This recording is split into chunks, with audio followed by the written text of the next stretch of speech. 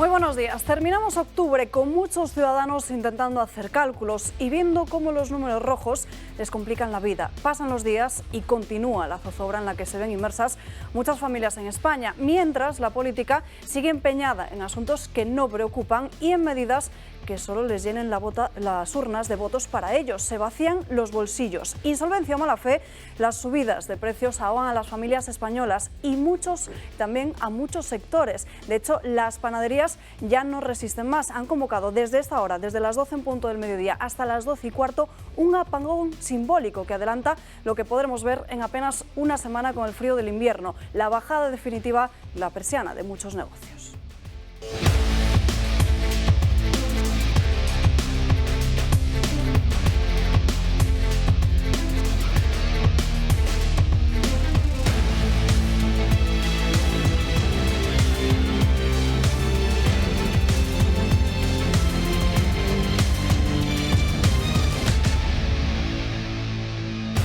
Terminamos la semana aquí en Dando Caña con muchos asuntos de los que hablar y debatir, pero también muy pendientes de la situación de muchas familias. Saludamos a los invitados que nos acompañan hoy. José María Francas, muy buenos días. Muy buenos días, y como es viernes y mirando hacia atrás veo que hay una mesa aquí preparada. Terminaremos con buen sabor de boca. Terminaremos bien, ¿no? Entonces esto me anima doblemente. A ver, cositas de hoy. Hoy, si no recuerdo mal, me parece que es el 40 aniversario o algo parecido de la victoria de Felipe González, que el PSOE pretende celebrar en Sevilla. Al final me parece que incluso han invitado a Felipe González, pero no a muchos más, porque Alfonso Guerra y compañía, hay un follón toda esta semana, los invitados son los no invitados, y hoy en una televisión me han dado la clave del tema.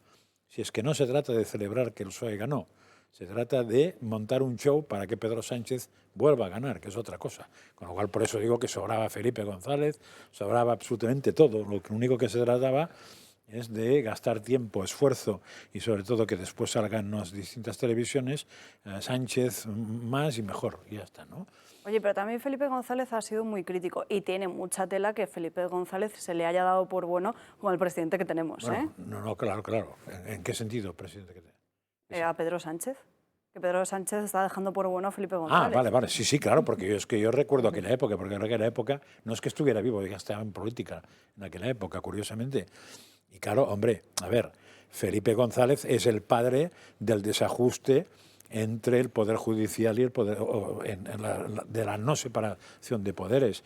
Felipe González es el padre de coger los funcionarios de España, el nivel alto de funcionarios, los funcionarios tipo A, y cargárselos todos uno tras otro, desde catedráticos de instituto, catedráticos de universidad, a inspectores de tal, a jueces, por tercer turno, etcétera. O sea, fue el que fue desmoronando todo lo que era la primera Constitución. O sea, que tiene delito. Además de que sabemos cómo acabó con Gal, que eso fue intermedio, y después con porquería y corrupción hasta en la Cruz Roja. O sea que sí, la época de Felipe es terrible, con devaluaciones, pero claro, es verdad que Zapatero lo hizo bueno y eso lo va a hacer santo, hasta que recuerdas quién fue, entonces dices, pues igual, en vez de coger el nivel cero de ahora, lo que hay que coger es el nivel cero Felipe o negativo, y ¿dónde queda? No me pregunto. O no respondo, mejor dicho. Saludamos también, antes de que se ponga y se lance al debate, a José Ramón Riera. Muy buenos días, que no solo nos trae unos datos preparados para hoy, sino también que tiene una una bomba entre sus manos. Sí, efectivamente. Bueno, hoy vamos a hablar de muchas cosas en la economía, porque hoy es un día, creo que es importante. La inflación ha bajado, pero la subyacente sigue estable y están a punto de cruzarse subyacente con la inflación. El PIB, sí. Pues sería una salvajada, ¿no? Sí, pues que van a empatar el mes que viene. Pues, empatan. Es muy grave, ¿eh? O muy cerquita de empate. 7,362. No te olvides de esto. El PIB ha crecido un 0,2, es decir, todavía está en positivo, con lo cual, es decir, ya anualizado hemos pasado del 6,8 al 3,8 y el mes que viene estaremos en un 2% anual, con lo cual el 4,4 que dijo Calviño ni de coña. Y por fin he encontrado un dato que llevaba buscando semanas y meses. Fijos discontinuos. Es decir, en el mes a 30 de septiembre tenemos... No nos digas la cifra todavía. No nos digas la cifra. ¿No te la digo? No, de momento no. Así No te lo nuestros digo. espectadores aguantan para saberlo, porque tiene tela que Yolanda Díaz haya impulsado cambiar los contratos temporales a fijos discontinuos, como si fueran empleos indefinidos, cuando en verdad no es así. Efectivamente. Y hemos conocido ese dato, que demostraría que los datos del paro no son tan buenos como dicen desde Moncloa. Para nada, porque primero los datos del paro, la encuesta de población activa ya demuestra que ha sido el trimestre más flojo de los últimos años en cuanto a creación de empleo. Pero lo peor es que la creación de empleo, los 77.000 puestos que dice que se han creado, 50.000, 52.000 exactamente, Públicos. los ha creado el sector público y solo 20.000 los ha creado el mundo empresarial de verdad. Es decir, los otros, los 50.000, los vamos a pagar entre todos y los 20.000 son los que van a ayudar a que lo paguemos entre todos.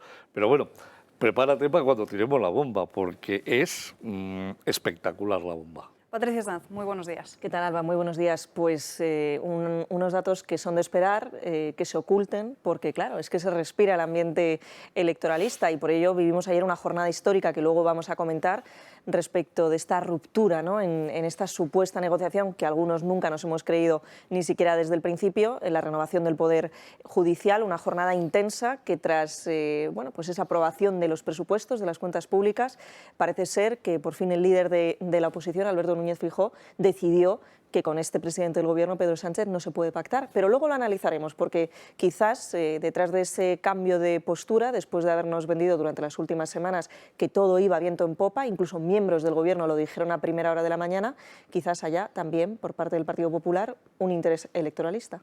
Pues empecemos en primer lugar con ese asunto del Consejo General del Poder Judicial, porque es la noticia sin duda de la jornada política y también de la jornada judicial, porque ayer, después de una conversación telefónica con el presidente del Gobierno, Alberto Núñez Feijóo rompía todo tipo de negociación con el Partido Socialista para llevar a cabo esa renovación del órgano judicial.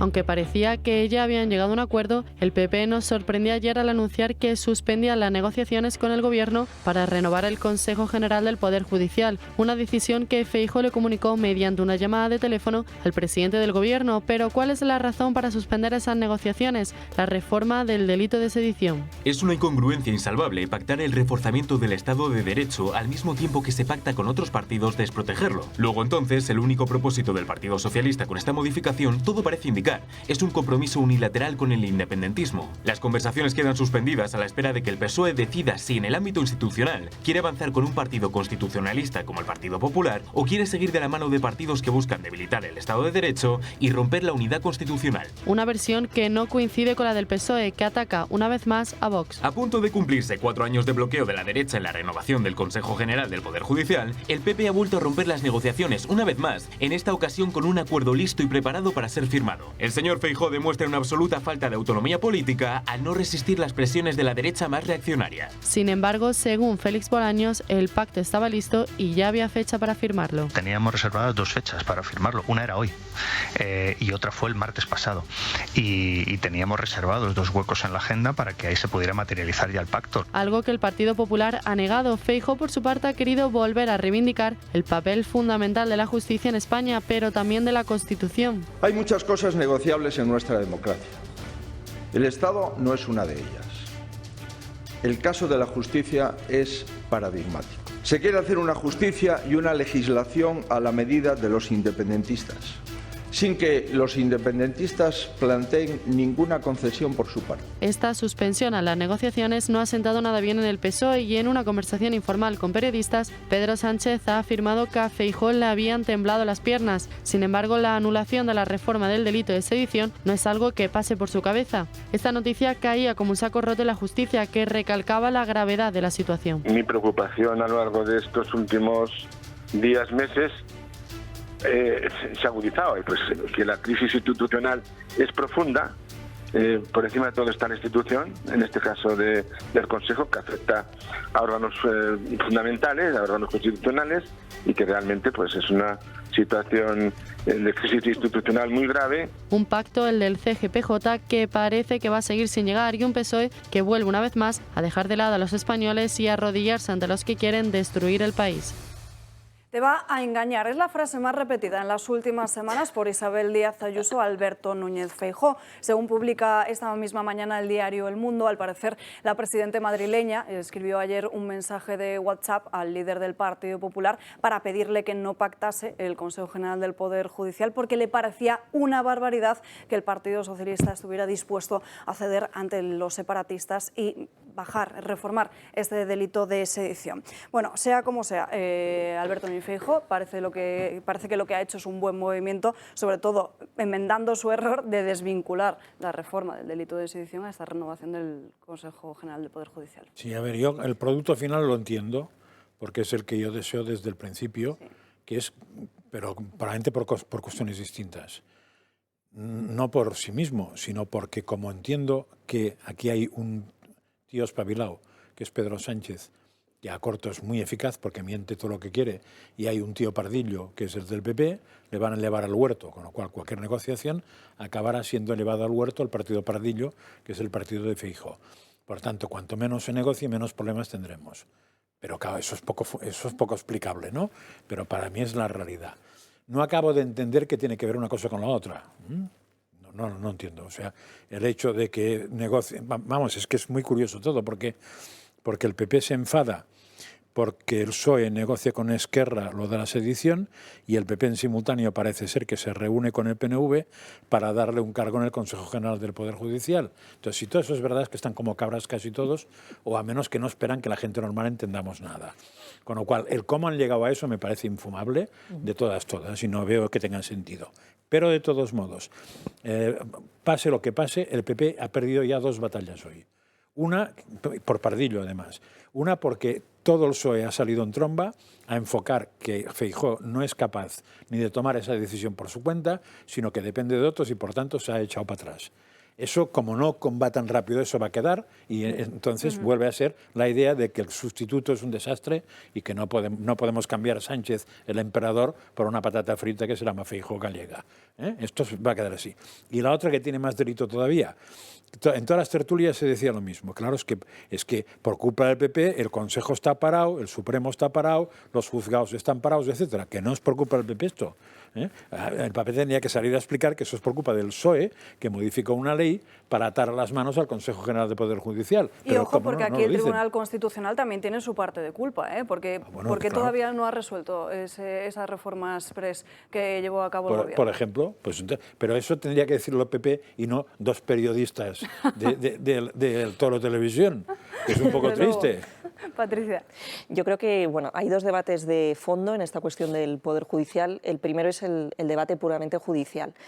Hace unos días, de hecho aquí en el Toro TV lo cubrimos, Vox celebró unas jornadas en el Congreso de los Diputados y yo creo que resultó coincidente el ánimo de todos los jueces de distintas asociaciones en que la renovación es necesaria. Incluso aunque haya parte de espectro político que no lo admita, sí lo es, o por lo menos esto es lo que nos dicen los jueces. Y por otro lado está la cuestión política. En este sentido, no se entiende muy bien cómo ayer, en último cambio, en este pacto de caballeros que parecían haberse dado diciendo que sí, que iban a renovarlo, que además, recordemos, de todo ello depende que haya grandes cuestiones que hoy en día están en el Tribunal Constitucional, que salgan o no salgan adelante. Sí que se puede entender que el Partido Popular no haya querido ser una moneda de cambio en la aprobación de las cuentas públicas y que haya dicho, oiga usted, señor presidente del Gobierno, Pedro Sánchez, usted sí pacta con Esquerra, ellos sí le dan su apoyo, pero nosotros no vamos a formar parte de este pacto. Esto se puede entender. Lo que no entiendo es si esta es la mejor solución para el Partido Popular, porque se publicaba hoy una conversación que tenía el líder socialista en su regreso, otra vez más, en su gira internacional. Ya sabemos que es para tener una mejor salida profesional cuando no sea presidente del Gobierno, y decía que había temblado el Partido Popular. Bueno, ¿es la mejor solución que Feijóo se haya echado atrás? Yo no lo creo, porque si hoy no pacta con Pedro Sánchez, de aquí a aproximadamente un año, cuando nos encontremos en periodo de elecciones generales, va a tener que hacerlo con el líder que sea que encumbre el Partido Socialista. Quizás no sea el mejor con Pedro Sánchez, pero al fin y al cabo Pedro Sánchez representa a la otra media España y por tanto yo creo que ahí sí el Partido Popular ahí difiero a lo mejor un poco con Josep María, sí que tiene una responsabilidad de gobierno y una responsabilidad de que el Poder Judicial no se quede en el ostracismo, que se quede absolutamente bloqueado. ¿Por qué no lo ha hecho? Y con esto concluyo, porque creo que subyace, sin duda, un interés electoralista por parte del Partido Popular, que decide, a través de esta negativa, y aunque para algunos la lectura sea, oye, pues no tiene un rumbo claro, hay otros que deciden por él, estoy de acuerdo, pero por otro lado también ha debido pensar, yo tengo que tener un liderazgo fuerte, un liderazgo que a lo mejor otros líderes de la derecha, como por ejemplo pudiera ser Santiago Abascal en Vox, tienen un mensaje muy firme, muy directo, es siempre el mismo, lleva siéndolo desde la constitución de su partido y no ha sido así con el Partido Popular. De hecho, en tan solo un año hemos visto como desde las negociaciones de Pablo Casado a las actuales de Feijóo, no han sido más que vaivenes en esta cuestión del Consejo General del Poder Judicial. Y por ello insisto en la idea del interés electoralista. Creo que ha sido una última estrategia, quizás mal tirada de última hora, de decir yo tengo que tener un liderazgo fuerte y, ¿por qué no?, también intentar tirar a todos esos votantes de Vox que se me han ido del Partido Popular. Pero también es cierto que al final no se le puede exigir responsabilidades al Partido Popular en ese asunto cuando vemos toda la gestión que está realizando el Gobierno, ¿no? Ya, pero sí que... Totalmente. A ver, yo no creo que no divergimos tanto, ¿eh? Pero, a ver, el problema que va a ser... Si ahora pacta, además de lo que ya hemos dicho, si ahora pacta Feijóo con Sánchez, un Consejo General del Poder Judicial, es evidente que este Consejo General, por dos motivos, va a estar decantado hacia la izquierda. Y ojo, porque Podemos también está por medio, claro, que no es solo cuestión de Partido Socialista. Y desgraciadamente por dos motivos. Uno, porque la izquierda tiene mayoría, con lo cual tarde o temprano tienes que dar una mayoría. Y dos, porque le van a llevar al huerto, que le llevan siempre. Con lo cual el PP va a salir trasquilado de esto. Con un problema añadido. Yo no me acuerdo, lo sabrás tú, si son 4 o 5 años los nombramientos estos. Pero está claro que hacerlo ahora quiere decir que, suponiendo que las siguientes elecciones las gane el PP, se va a encontrar con un Poder Judicial contrario durante toda su legislatura. Así es. Con lo cual, entendiendo eso, lo mejor es dejarlo pasar. Y entonces habrás perdido una legislatura. Cuando se negocie, ya no se negociará no de igual a igual, se negociará teniendo más poder el PP y Vox si realmente ganan las elecciones y gobiernan, con lo cual negocian distinto. Eso es trampa, es evidente que es trampa, porque eso está hecho para que no ocurra esto, es trampa. Pero es que estamos hablando de un tramposo, o sea, el problema de aquí está en que la confianza que da Pedro Sánchez, no sé si a Feijóo, a mí es cero. Hombre, o sea, yo con Pedro Sánchez no negociaría ni quién paga el café. Dice Sánchez, le han temblado las piernas a Feijóo. Hombre, normal que diga esto porque parece que a Pedro Sánchez aquí los escándalos le pasan por delante de la cara y no pasa nada. Pero eso tampoco lo dice el PP, lo dices tú. Sí, yo lo escuchaba esta mañana, una conversación que tenía Carlos Herrera con Jorge Bustos, en el cual hablaban de qué es aparentemente lo que había estado pasando ayer. Cuando la ministra de Hacienda anuncia en el Parlamento de que se está llegando a un acuerdo para reducir el tema del tiempo de la sublevación, este tema, parece ser... El mismo día, parece ser que una de las líneas rojas que había impuesto el Partido Popular, es decir, el negociador del Partido Popular con Bolaños era, esta línea no la podéis cruzar. Llama a Bolaños y le dice, Bolaños, ¿cómo habéis cruzado esta línea? No, bueno, verás. Perfecto.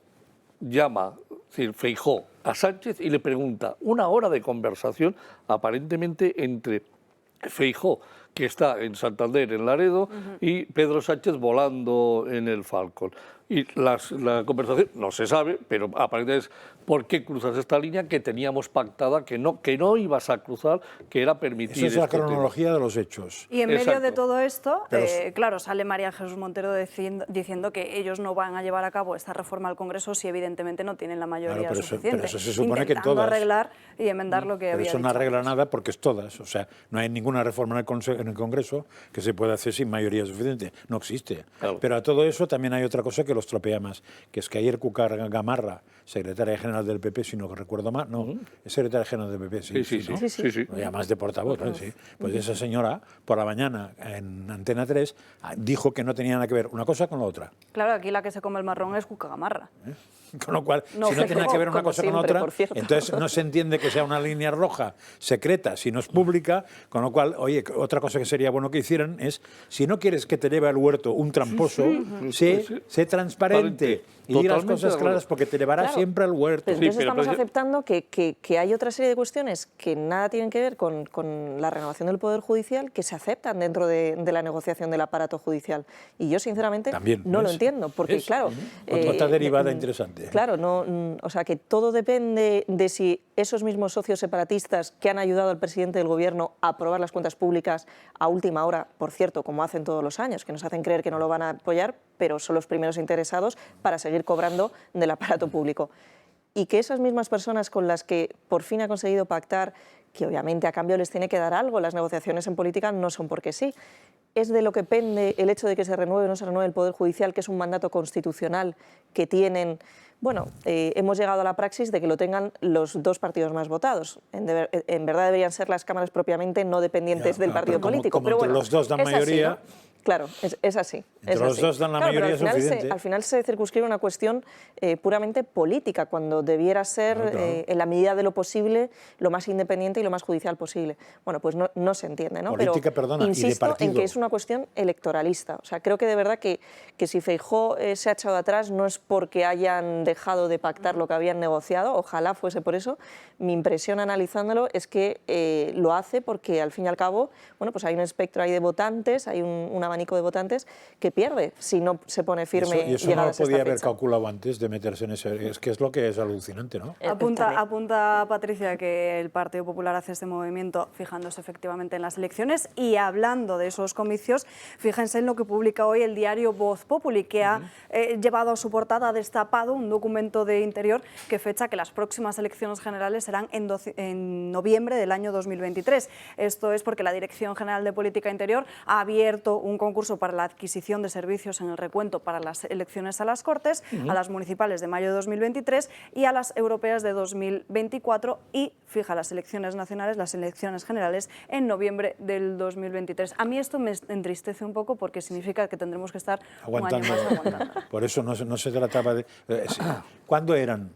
¿Cuándo tenían que haber sido? No tiene que ser esa fecha. Esa fecha, ¿no? en esa Con lo cual fecha. eso quiere decir que no se adelantan.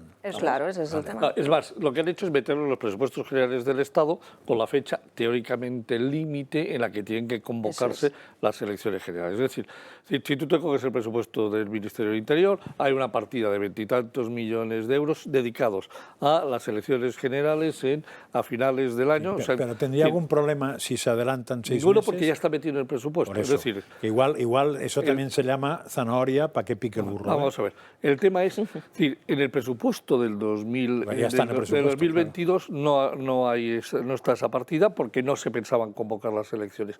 Se puede activar, se hubiese podido activar si se hubiese decidido porque existen procedimientos. Ahora lo que han hecho es, ¿cuándo caen las elecciones municipales? En mayo tengo que presupuestar elecciones y fijo, doto la partida presupuestaria. ¿Cuándo se tienen que hacer las elecciones generales? En noviembre. Y la doto para noviembre, que es cuando se tienen que hacer. ¿Eso quiere decir? Primero, que tienes partida presupuestaria una vez que se aprueben los presupuestos y segundo, que lo puedes hacer cuando te dé la gana. Es decir, lo lógico es, al meter en un presupuesto, lo lógico es que se fijen en la fecha en la cual se doten a no para ser la que fecha. quieras que el contrario pique. Efectivamente. Con lo cual estaría muy bien hecho filtrar que ya está ahí puesto y presupuestado Vamos a ver. para que el contrario Si pique tú y se te lo coges crea. el libro rojo, donde además posteriormente dentro del libro se describen cada una de las partidas a qué se van a dedicar, te dice perfectamente claro que es que está previsto que las elecciones generales se tengan que convocar para noviembre del 2023, porque es lo que dice la ley. Es decir, ni más Lo ni que menos. toca. Sí, y entonces se fija la partida presupuestaria, se dota y a partir de aquí el presidente del gobierno es libre. Yo no me fiaría un pelo de esta fecha. A ver, me parece que es evidente que Pedro Sánchez va a intentar llegar cuanto más lejos mejor, a no ser que las encuestas le indiquen lo contrario, pero que la batalla que va a tener va a ser con todos sus varones y alcaldes, porque se juegan alcaldías y compañía. Porque también parece evidente que las primeras elecciones que haya van a ser las de castigo de la situación actual. Entonces, al alcalde de Burgos, que no sé si es del PP o del PSOE ahora, no le va a hacer ninguna gracia que Pedro Sánchez le arrastre a la oposición. Y quien dice el alcalde de Burgos, dice al presidente de Valencia o al presidente de Aragón o a otros tantos presidentes. ¿Van a tener fuerza estos señores para forzar a Pedro Sánchez? Lo dudo mucho. Lo dudo mucho. Ahora, si la batalla que van a dar a estos señores se suma que las encuestas le dicen a Pedro Sánchez que cada día que pase es peor, igual se lo piensa. También lo dudo mucho. Yo creo que esta información se ha filtrado adrede precisamente para enviar un mensaje como tú lo has dicho, ¿no? A los propios militantes de su partido socialista. No sé qué es más grave, si el hecho de que se realice esta filtración, si el hecho de que la empresa que va a cubrir estos servicios, en este caso Indra, no haya entregado toda la documentación y tengan que volver a abrir otro plazo de licitación, o toda la estrategia socialista, porque al fin y al cabo esto también no es solo un mensaje para los militantes, sino para los propios votantes. Oiga ustedes, nosotros vamos a aguantar, yo Pedro Sánchez con todo mi equipo, hasta el próximo año, y es una manera también de apartarse de su actual socio más comunista, decir vamos a ser un nuevo PSOE moderado. Además justo va a coincidir después de la fecha del juramento de fidelidad al rey, a la Constitución de la princesa Leonor, con toda esa institucionalidad que puede dotar al presidente de turno que se encuentra en el poder, en este caso Pedro Sánchez. Y en definitiva, es toda, de nuevo, igual que la noticia anterior, creo que es toda una estrategia política. Y como este tipo de filtraciones, iremos viendo muchas más en lo que queda de año, por lo menos hasta las próximas municipales. Vamos a ver, aquí hay un tema muy claro. Pedro Sánchez quiere ser el presidente de la Comisión Europea desde el 1 de julio hasta el 31 de diciembre, porque eso le da una preponderancia, una salida en los medios de comunicación, es decir, permanentemente, y además ha presupuestado 78 millones de euros, es decir, dentro de presidencia del gobierno, y otros 80 millones de euros dentro de otro presupuesto, es decir, tiene 150 millones de euros para gastarse en publicidad personal, y entonces no los va a desperdiciar, porque decir y comunicar en el país, es decir, a toda plana, sí, perdió las elecciones, venga, ya las ha perdido, no importa, es decir, que le den por saco al partido, que le den por saco a los varones, que le den por saco al partido socialista. Eso es lo que me temo que va a pasar. Y entonces yo voy a seguir aquí, ¿con qué objetivo? Es decir, hacerme el máximo posible de publicidad para el 1 de enero, cuando hayan terminado las elecciones generales y haya tenido un desastre absoluto, no importa, porque yo estaré o de secretario general de la OTAN o de no sé qué, o el candidato para no sé cuánto, y además tendré la presidencia de la Internacional Socialista. Es decir, él está jugando a prepararse un puesto en Europa, sí o sí. Y pese al batacazo que se van a dar en la próxima primavera, que va a ser brutal. O sea, lo de Andalucía ha sido antesala, pero va a haber varias regiones en las que el Partido Socialista caiga en picado. Por eso están tan nerviosos en estos momentos los varones. Es decir, por eso tanto Lambán como Paje, como el de Extremadura, como el Barbón en Asturias y en Valencia, sí, saben que es que tienen los días contados. Entonces ya no saben qué hacer. Si Chimo Puig adelantar las elecciones de que le corresponden en abril, atrasarlas a mayo para irse con todos o convocarlas ahora mismo. Tienen un problema importante. Desvelaba Julio Ariz el otro día aquí en exclusiva que Chimo Puig estaría planteándose ese adelanto electoral para colocar las elecciones a principios del año 2023 y que entre el 10 y el 15 de noviembre tendremos ese pronunciamiento. Lo veremos. Antes nos tenemos que ir a una breve pausa de publicidad y enseguida seguimos hablando de más asuntos. No se marchen. Abre los ojos, el programa que resuelve todas las incógnitas que nos rodean sobre el derecho. Los casos que te harán saber lo que necesitas conocer en cada momento para ir con todas las de la ley. Descubre todo lo que Abre los Ojos tiene para ti. Hoy a las 2 tienen una cita en esta casa después de Dando Caña con Ana Agulló y Abre los Ojos. Antes, ya estamos de vuelta de la publicidad, que hemos aprovechado esos minutos no para seguir hablando de política, sino para hablar de comida, porque ahí está en la sopa.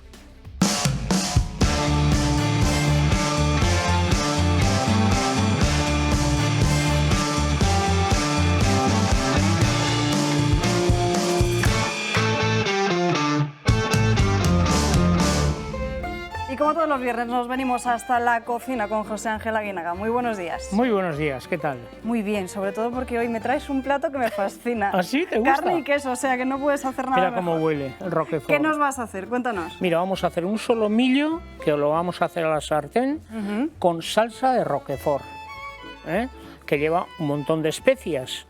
Lleva cayena, lleva solomillo, lleva ajo, cebolla, caldo de carne, nata, roquefort y mantequilla. Pero bueno, qué mejor forma de terminar la semana, ¿eh? Oye, yo tengo una duda, que seguro que habrá mucha gente en su casa que nos esté viendo que le suceda lo mismo. Cuando vas a la carnicería, tienes un solomillo y te dice el carnicero, ¿cuál prefieres, este o este? ¿Cómo sabemos cuál es el mejor solomillo? Mira. Ya que lo tienes aquí. Mira, voy a coger el solomillo. Sí. A la cámara. Esto es un solomillo de vaca, ¿eh? Pero ¿veis aquí qué infiltración tiene en grasa el solomillo? Eso es lo más importante, que no sea solo carne, que es muy bonito a la hora de ver, pero luego a la hora de comer queda un poquito más seco.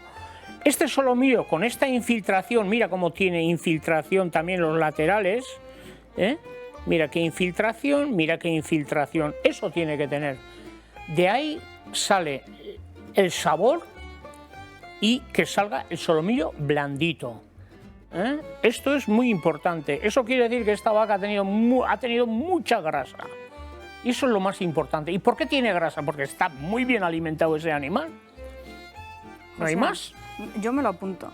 Pero tendríamos que llamar a Alberto Garzón, que sigue diciendo que no hay que consumir carne, para que vaya a Yumbe o se venga un día aquí a este programa y lo pruebe. A ver si ¿A ti te parece que le voy a dar yo a ese señor esta carne? Hombre, igual cambia de opinión y nos haría un favor a todos, ¿eh? Pues entonces es muy falso el tío. Punto. Aquí te dejo cocinando, José. Al pan y al vino como locos. Punto.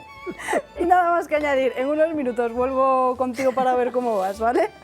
Volvemos a la mesa para seguir hablando de más asuntos y este viernes nos hemos querido centrar en un tema que no sabemos muy bien por qué, pero se ha instalado entre la mente de muchos ciudadanos que los cigarrillos electrónicos o, por ejemplo, laicos, no son tan malos para la salud como el tabaco normal. Bueno, nosotros, en primer lugar, hemos querido salir a la calle para saber qué opinan los españoles y para saber si están concienciados de esta forma, si creen que laicos es igual de malo o, en cambio, es una buena alternativa para dejar de fumar. Esto es lo que nos han dicho.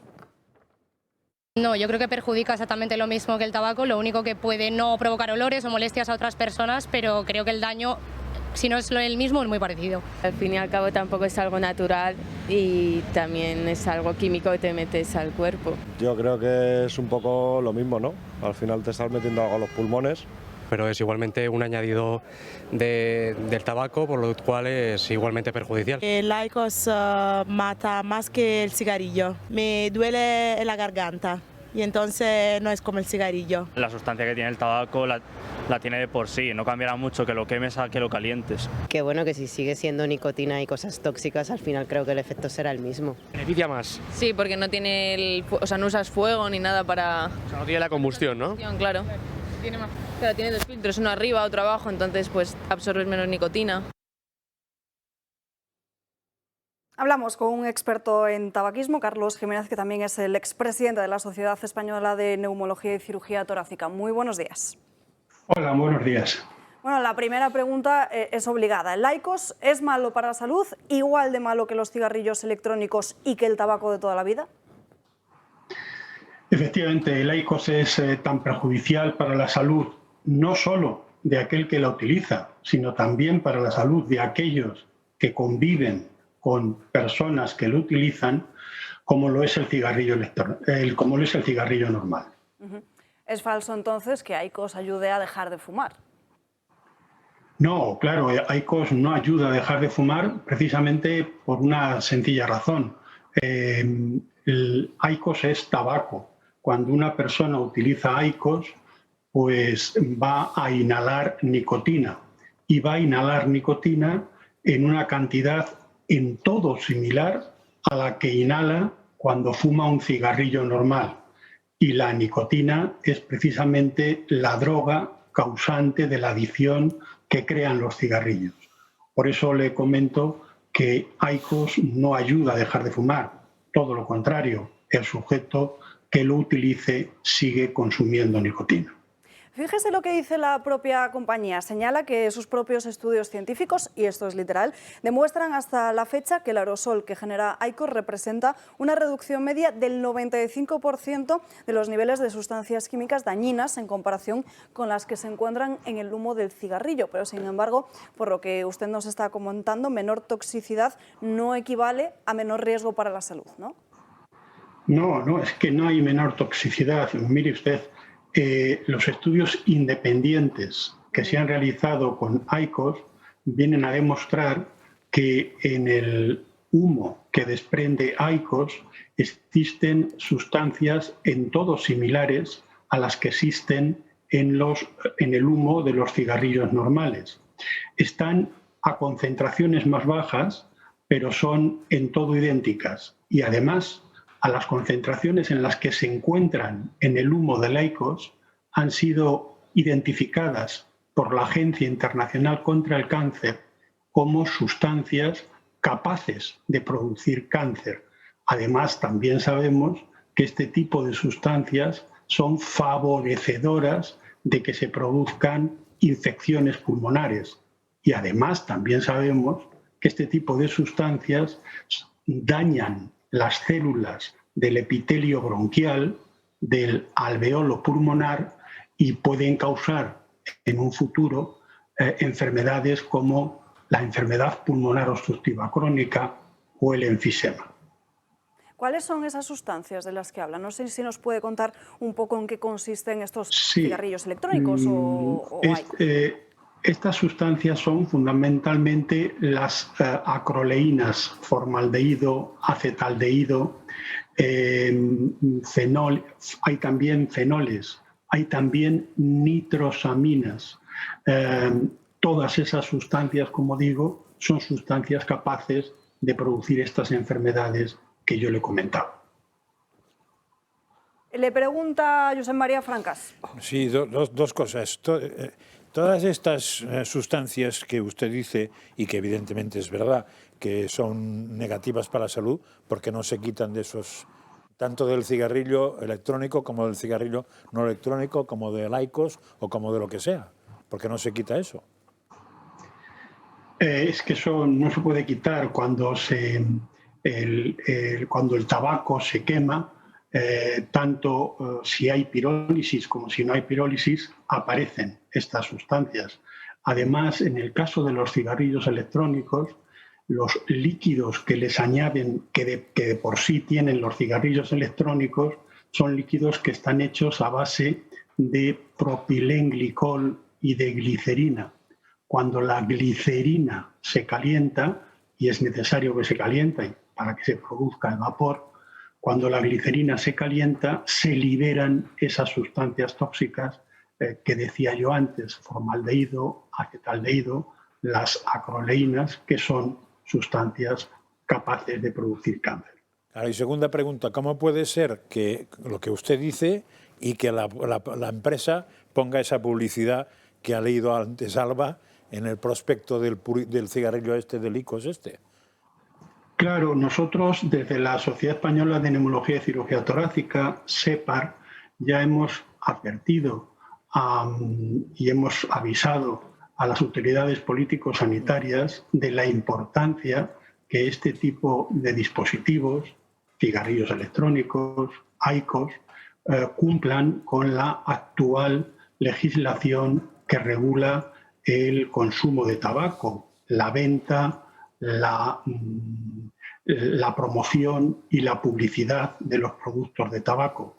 Y es fundamental que se modifique la actual legislación. Yo estoy convencido que cuando esta legislación se modifique, pues todos tendrán que cumplir con la ley. José Ramón Riera. Sí, hola, muy buenas tardes. Yo quería hacer una pregunta. ¿Hay alguna diferencia entre el cigarrillo electrónico y el vapeo? Es decir, en el cual aparentemente en ese vapeo no lleva nicotina, no lleva ningún tipo de ese tipo de contenidos. Es decir, Sí, ¿es tan malo el uno como el otro? ¿Son diferentes? Es decir, alguno, ya sé que saludables no debe de ser ninguno, pero ¿es preferible el vapeo al cigarrillo electrónico? No, vamos a ver, el cigarrillo electrónico es lo que viene siendo el vapeo. Miren, para tratar de explicarlo, el cigarrillo electrónico contiene un líquido que contiene sustancias como las que yo les decía a ustedes antes, el propilenglicol y la glicerina. La mayor parte de los cigarrillos electrónicos, además de contener esas sustancias, también tienen nicotina. Y entonces el sujeto no solamente inhala las sustancias que yo les decía, sino además también la nicotina. Pero también es cierto que hay cigarrillos electrónicos que lo único que tienen es propilenglicol y glicerina y no tienen nicotina, pero tienen propilenglicol y glicerina, que son las causantes de todas esas sustancias tóxicas que yo les comentaba. O sea que cigarrillo electrónico y vapear viene a ser lo mismo. De hecho, se llama vapear porque cuando el líquido del cigarrillo electrónico se calienta, se convierte en vapor y entonces el usuario del cigarrillo electrónico inhala ese vapor, por eso se les dice vapeadores. Y otra cosa distinta es el IQOS. El IQOS no tiene líquido. El IQOS lo que tiene es tabaco normal. Don Carlos, muchísimas gracias por estar con nosotros en directo y solucionarnos todas estas dudas. Nada, muchas gracias a ustedes por permitirme enviar un mensaje en favor de la prevención y del tratamiento del tabaquismo. Muchas gracias. Gracias a usted. Bueno, la conclusión... Hombre, la conclusión es que es publicidad engañosa, ¿no? Exacto. Sí. Entonces no acabo de entender que... Porque eso de ministerios debe ser Garzón, ¿no? Que se preocupe por la carne y no se preocupe por esto. Tengo un pequeño problema, a no ser que no sea tan inteligente como parecía por su trayectoria universitaria tan brillante. Sin comentarios. Bueno, nos acercamos a la 1:15. José Ramón, yo creo que ya nos podemos centrar en esa bomba que tienes entre las manos. Vale, pues entonces... Antes ponemos en situación a nuestros espectadores. De vaca y... Hace unas semanas se cambió el método de los datos del paro y los contratos temporales pasaron a denominarse como fijos discontinuos. Es decir, que los datos de desempleo están maquillados en España y José Ramón Riera tiene los datos que nos va a contar en exclusiva de cuántos trabajadores hay en España como fijos discontinuos, que en verdad son contratos temporales, una cifra que entonces mostraría que los datos del paro que conocemos hoy en día son engañosos. Vamos a ver, es decir, cuando... No tenemos que olvidar una cosa. La palabra fijo discontinuo era un contrato que se creó con la reforma laboral de Fátima Báñez con un objetivo muy concreto y muy determinado que Yolanda Díaz lo ha cambiado completamente para utilizarlo en favor de ¿qué? De una cosa muy sencilla. El que entre en ese contrato, es decir, oficialmente se va a permanecer en ese contrato aunque esté en el paro. ¿De acuerdo? Es decir, cuando los datos antes de la reforma laboral de Fátima, de Yolanda Díaz, eran 313.000 contratos fijos discontinuos los que tenía este país. En enero de este año todavía estábamos muy bajos, estábamos en 373.991, pero desde enero hasta aquí esta cifra se ha disparado de forma galopante. Es decir, en el último informe que ha emitido el Ministerio de Seguridad Social en sus estadísticas de afiliados a la Seguridad Social, en una página recóndita, casi todo lo oscuro.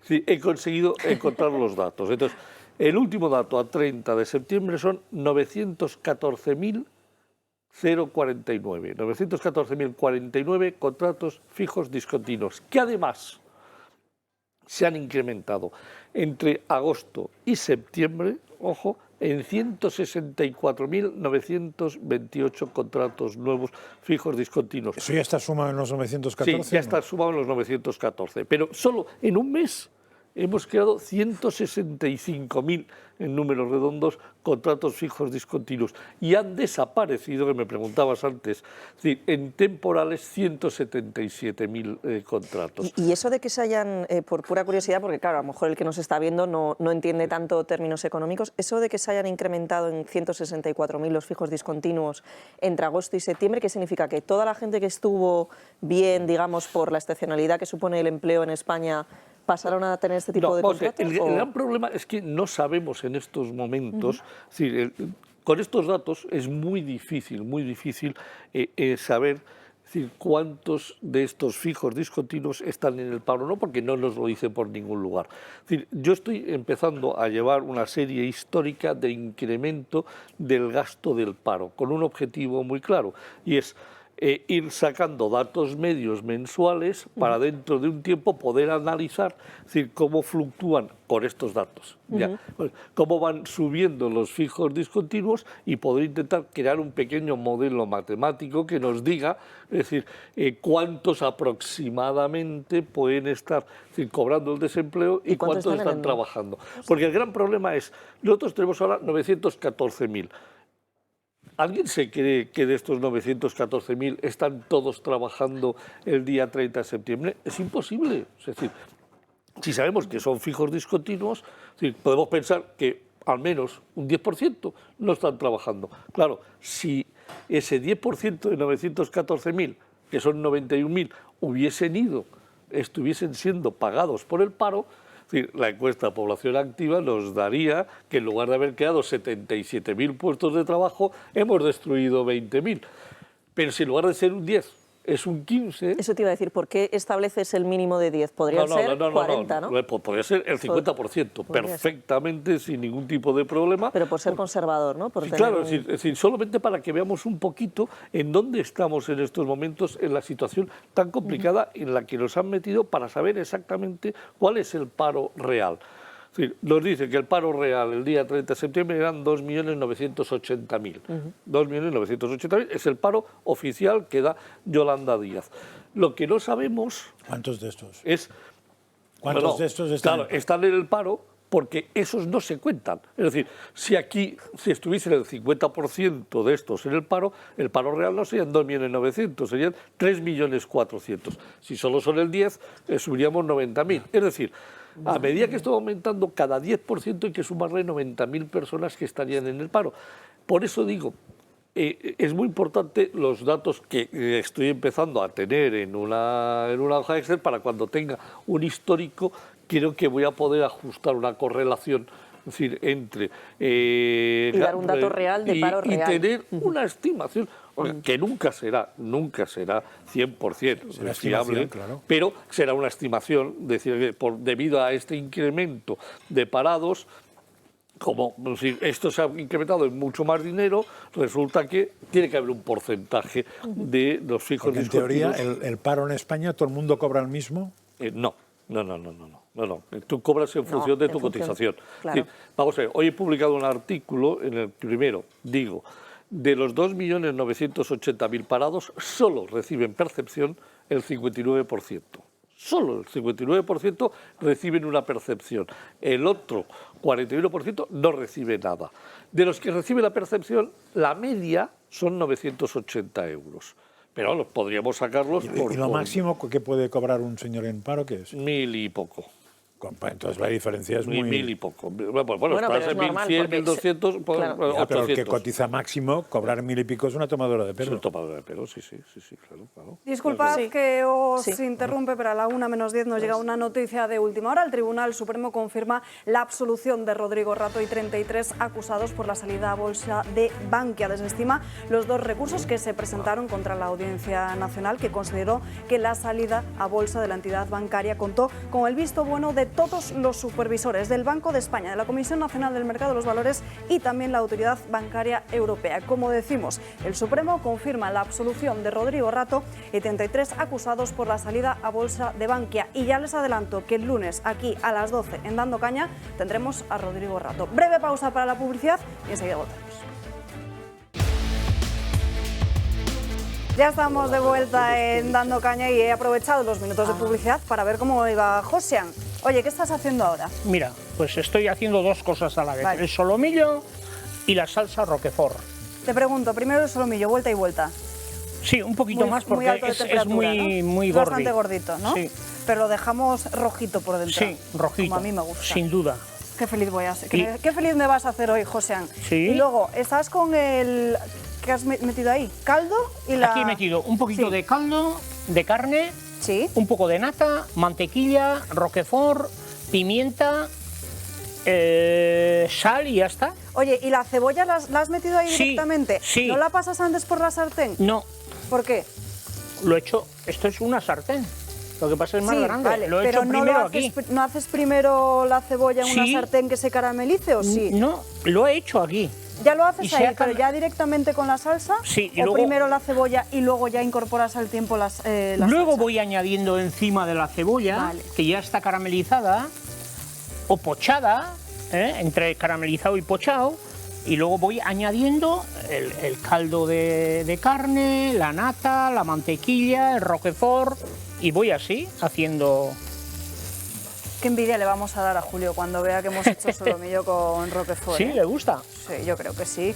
Seguro que sí. Vamos, pues lo siento por no estar aquí. Mira, fíjate, Franca Riera y Patricia Sanz. Y ahora que se ha incorporado Ana Agullo, es que con este olor, José, nos complicas el trabajo. ¿Huele ¿eh? bien o qué? Joder, que sí huele bien. Yo estoy acostumbrado, ya no... Ni sientes ni padeces, ¿no? Casi. Oye, ¿cuánto tiempo te queda? Pues me quedan 10 minutos. Sí, pues venga, te dejo. Te dejo Venga. y enseguida vuelvo contigo. Nos vamos a la mesa y se incorpora, como decía, Ana Agullo con sus crónicas de manicomio. Muy buenas tardes, Muy buenas Ana. tardes, Salva. Además, me encanta que le queden 10 minutos porque si tengo suerte me quedo para probarlo. Tengo que hablar del nuevo varapalo para el deporte femenino por la inclusión de personas trans. Una imagen vale más que 1000 palabras y esta foto que van a ver a continuación ha sido el origen de la última gran polémica en el deporte femenino. El equipo de fútbol femenino del Club Sport Europa publicó en redes sociales esta imagen del primer tiempo del cruce del partido que ganaría por 23-0 frente al Club Deportivo Pujadas. Una foto donde aparece Alex a punto de tirar a puerta. Por si os estaban surgiendo dudas, lo habéis adivinado. El equipo que metió los 23 goles fue el de Alex.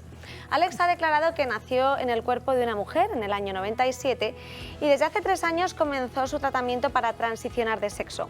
Ha explicado lo siguiente, transcribo literalmente. Decidí que era el momento, que estaba preparado para hacerlo, se lo comenté al equipo en el que estaba y fue todo bien. A veces escuchas algún comentario, pero no la magnitud que ha alcanzado esto. La foto fue publicada el domingo 23 de octubre y desde entonces ha sido objeto de una gran polémica. En la foto se refleja lo sucedido en la etapa final, como he indicado, que había comenzado y había finalizado la primera parte con una victoria parcial de 10-0.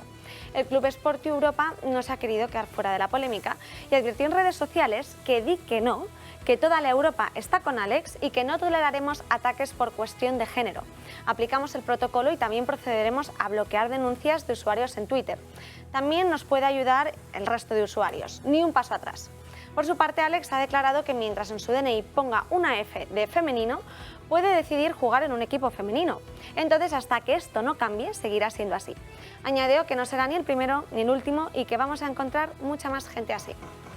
No sé qué os parece, yo creo que no llega ni al año que contábamos el caso de Lia Thomas, como al final habían tenido que cambiar toda esta polémica dentro del deporte de natación femenino y habían puesto una serie de limitaciones que llegaban a restringir que involucrasen a personas trans dentro de los deportes femeninos. En este caso lo que hacían era algo bastante restrictivo porque es que a partir de una determinada edad, si tú no habías completado la transición de género, entonces no podías competir. Y creo que esa edad eran los 12 años, que no sé si me parece... Porque claro, decían que si tú en la pubertad ya habías empezado con otro sexo, distinto al que tú habías nacido biológicamente, entonces se consideraba que jugabas con ventaja. Si la pubertad no te habías hormonado para evitar, por ejemplo, generar testosterona, pues entonces no ocurría nada. ¿Sabes qué va a pasar al final? Que vamos a tener clubes masculinos clubes femeninos y clubes trans para que compitan entre ellos, porque así evitaremos el problema, porque si ahora hay una competencia desleal. Es que no existe tanta gente. Claro, hay una competencia desleal, es decir, no es lo mismo cromosomas XX, cromosomas XY, compitiendo entre sí. Es decir, yo no veo partidos de tenis chicos contra chicas, ni en golf chicos contra chicas, ni fútbol chicos contra chicas. Entonces, ¿por qué? Porque hay una diferencia de sexo que es importante. Si esto se mantiene así, sigue creciendo, pues habrá que crear una liga para que compitan los trans. Porque, claro, ¿Quién va a defender eso? ¿El fútbol masculino o el fútbol femenino? Desde luego yo no voy a defender nada. El masculino no va a defender eso, le importa un pimiento. O sea, si quieren jugar en medio, da igual. Lo va a defender el fútbol femenino, que sé que se va a encontrar con el problema. Claro. De todos modos, este caso no es exactamente el que hemos ido viendo de una persona que para poder ganar se convierte en, sino que ese es un señor, o no sé qué es, pero que ya lleva tiempo en eso. Sí. O sea, y de hecho estaba hasta ahora absolutamente asimilado en este equipo, que tenía sus peculiaridades. O sea, no es que yo diga, hombre, a ver, yo no puedo competir en masculino, pero en femenino vamos a ver si me apunto. No, él de hecho, en una entrevista que hace al Mundo, le preguntan directamente que si él cree que juega con ventaja. Y él contesta, la velocidad siempre la he tenido, siempre he tenido un cuerpo grande. Es verdad que con la hormonación en la musculatura te crece un poco más, pero decía que... Que no es que quiera jugar en el femenino, es que por esa F no puedo hacerlo en el masculino. Entonces el objetivo que indicaba era que lo tendría que ver. Es decir, físicamente no tengo el nivel, y lo dice así, no tengo el nivel para acceder al masculino. O sea, porque dice que yo entreno con mis compañeras y no me veo superior en ningún momento. Un masculino pues tiene mucha más fuerza, mucha más potencia y mucha más velocidad. Y es algo a lo que yo no llego y soy consciente, con lo cual me quedo donde estoy. Por eso digo que es un caso distinto que el que va a ir saliendo de la gente que se mueve para ganar. Que esto ya lleva lo que quieres decir es que lo lleva... Cuando se regule, se regularán los dos. Y aquí el gran problema es, lo habéis apuntado muy bien en el título, en el comentario, las mujeres. ¿Dónde quedan los derechos de las mujeres? Que se van a ver claramente en una segunda, ¿no? En una segunda posición en cualquier entrenamiento. Es que lo más fácil... Yo de verdad que no lo entiendo, y más que esto haya sido promovido por la izquierda, que intentan siempre enarbolar la bandera de la defensa de los derechos de la mujer. Oiga, es que no es justo, y luego en un vestuario van a dejar entrar a una persona trans, a lo mejor la mujer no se siente segura.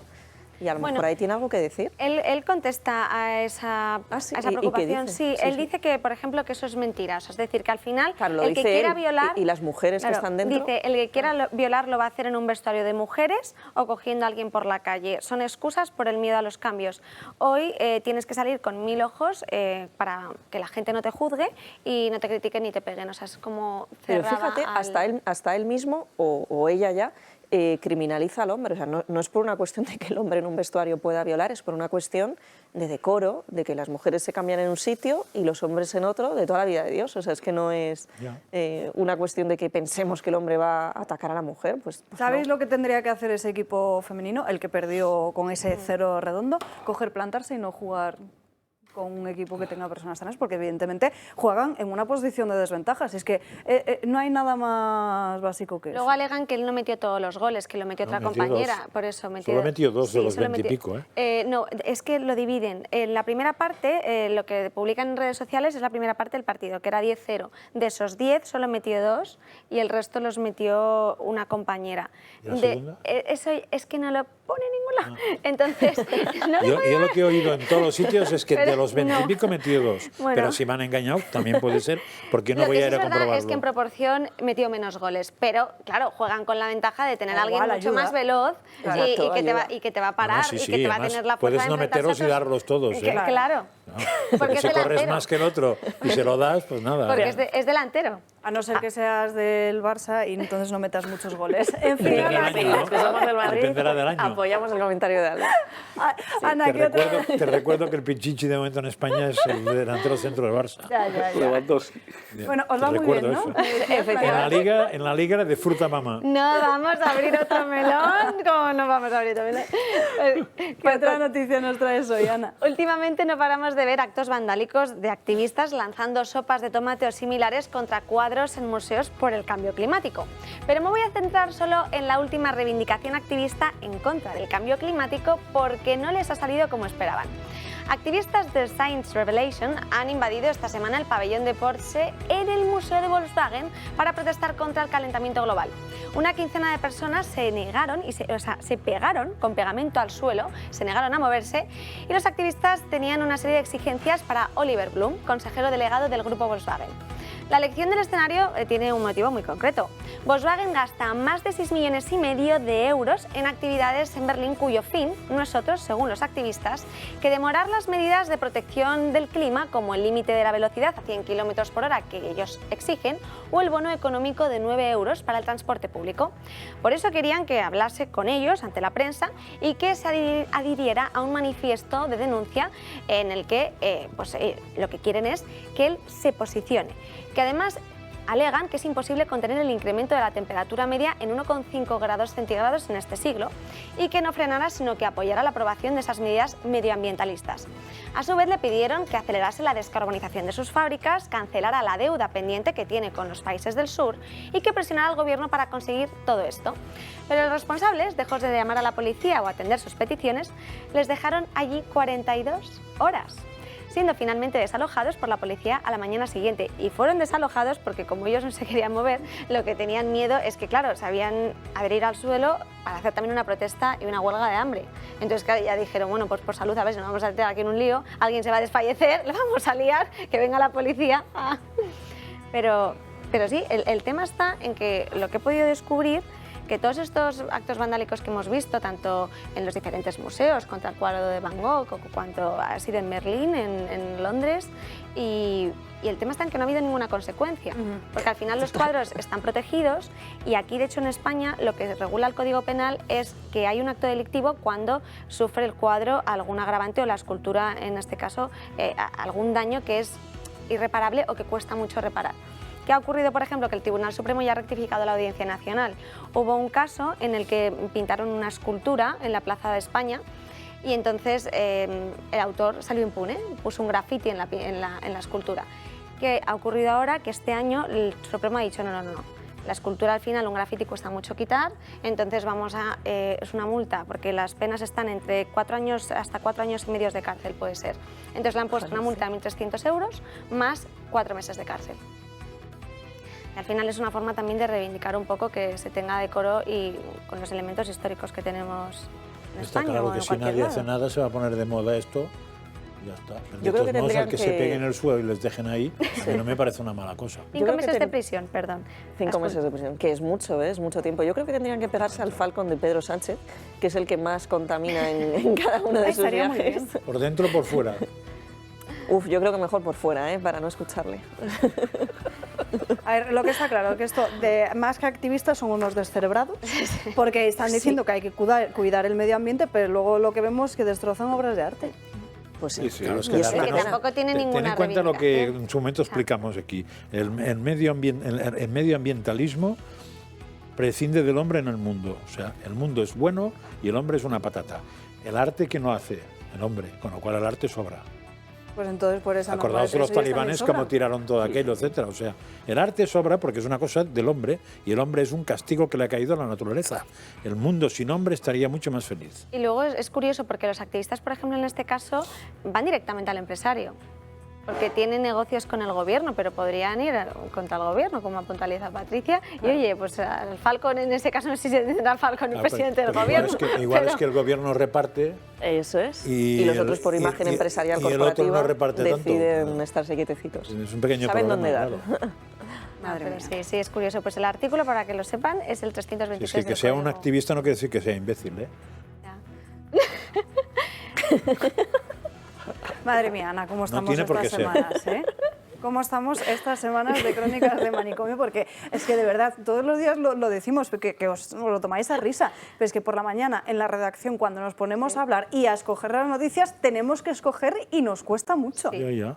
Pero mientras no escojáis cada día trans, que va a llegar un momento que a mí me hoy había una de hay que contarlo, porque en ningún otro sitio se cuenta, Francas. Ya, pero no todas siempre. No todos los días. Hoy, por ejemplo, ha sido compartido, el otro día no hubo ninguna.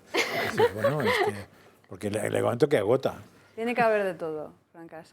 Oye, Ana, gracias por estas crónicas de manicomio. A las 2 en punto, que no se marchen los espectadores de Dando Caña, que tienen una cita contigo en Abre los Ojos. No sé si nos puedes adelantar en un pequeño titular que vamos a ver hoy. Hoy vamos a ver, por ejemplo, un dato curioso, por si alguien quiere saber qué nombres son legales o no en España, pues los voy a dar al nombre con respecto al registro civil. Luego también vamos a hablar de un bono que es como una especie de ayuda por despido, no es el despido, que es la ayuda por antonomasia, sino es otro tipo de ayuda. Y no sé si decirles alguna más, porque luego si no desvelo toda la información y no me siguen. Pues a las 2, muy pegados al televisor. Ana, gracias, nos vemos la semana que viene. Y yo me voy corriendo a la cocina, que ahora vendrá Ana detrás, efectivamente, y toda la mesa, para probar este solomillo que nos ha hecho Josean. ¿Me estabas esperando para emplatar, a que sí? Claro que sí. Claro, sí, se te he leído la mente.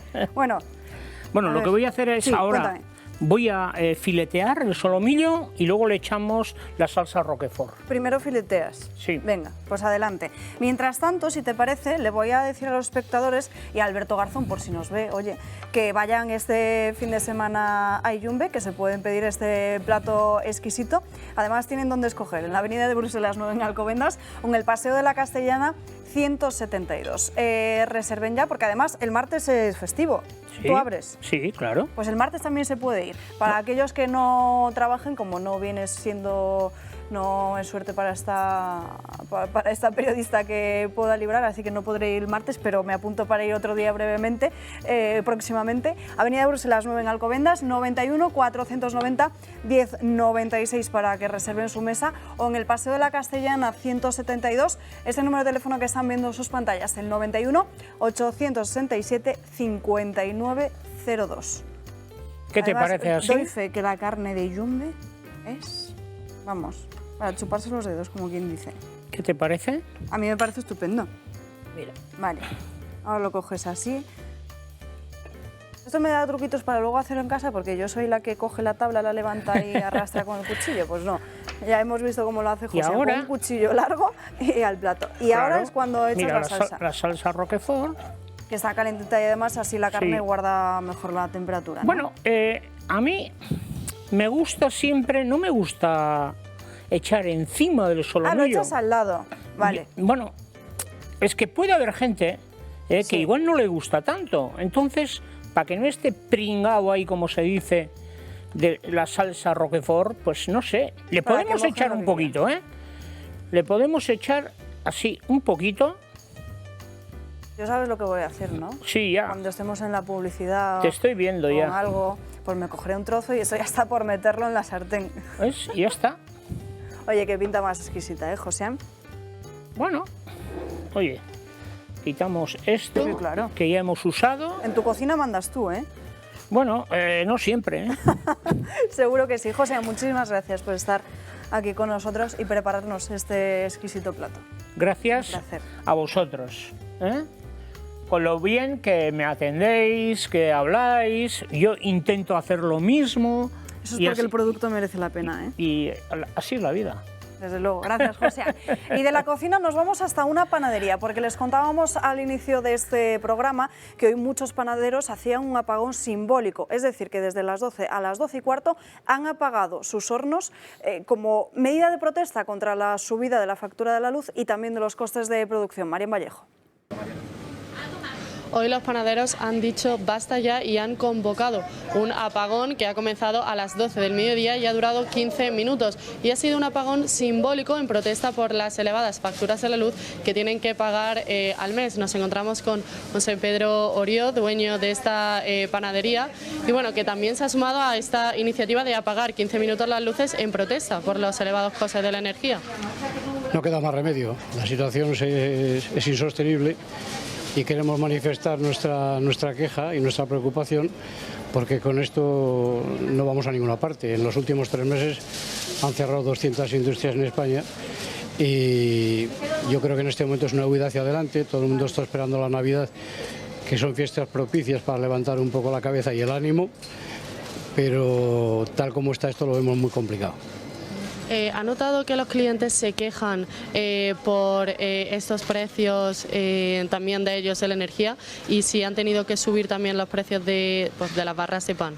vosotros? Claro, nosotros hemos subido, pero una mínima parte, porque no podemos repercutir todos los costos que tenemos que estar soportando, porque sería inadmisible. Ten en cuenta que este tipo de panaderías tenemos una ventaja, problema, que es que conocemos a todos nuestros clientes y es una generación ya, y hemos visto muchos clientes que tenemos aquí, los hemos visto nacer.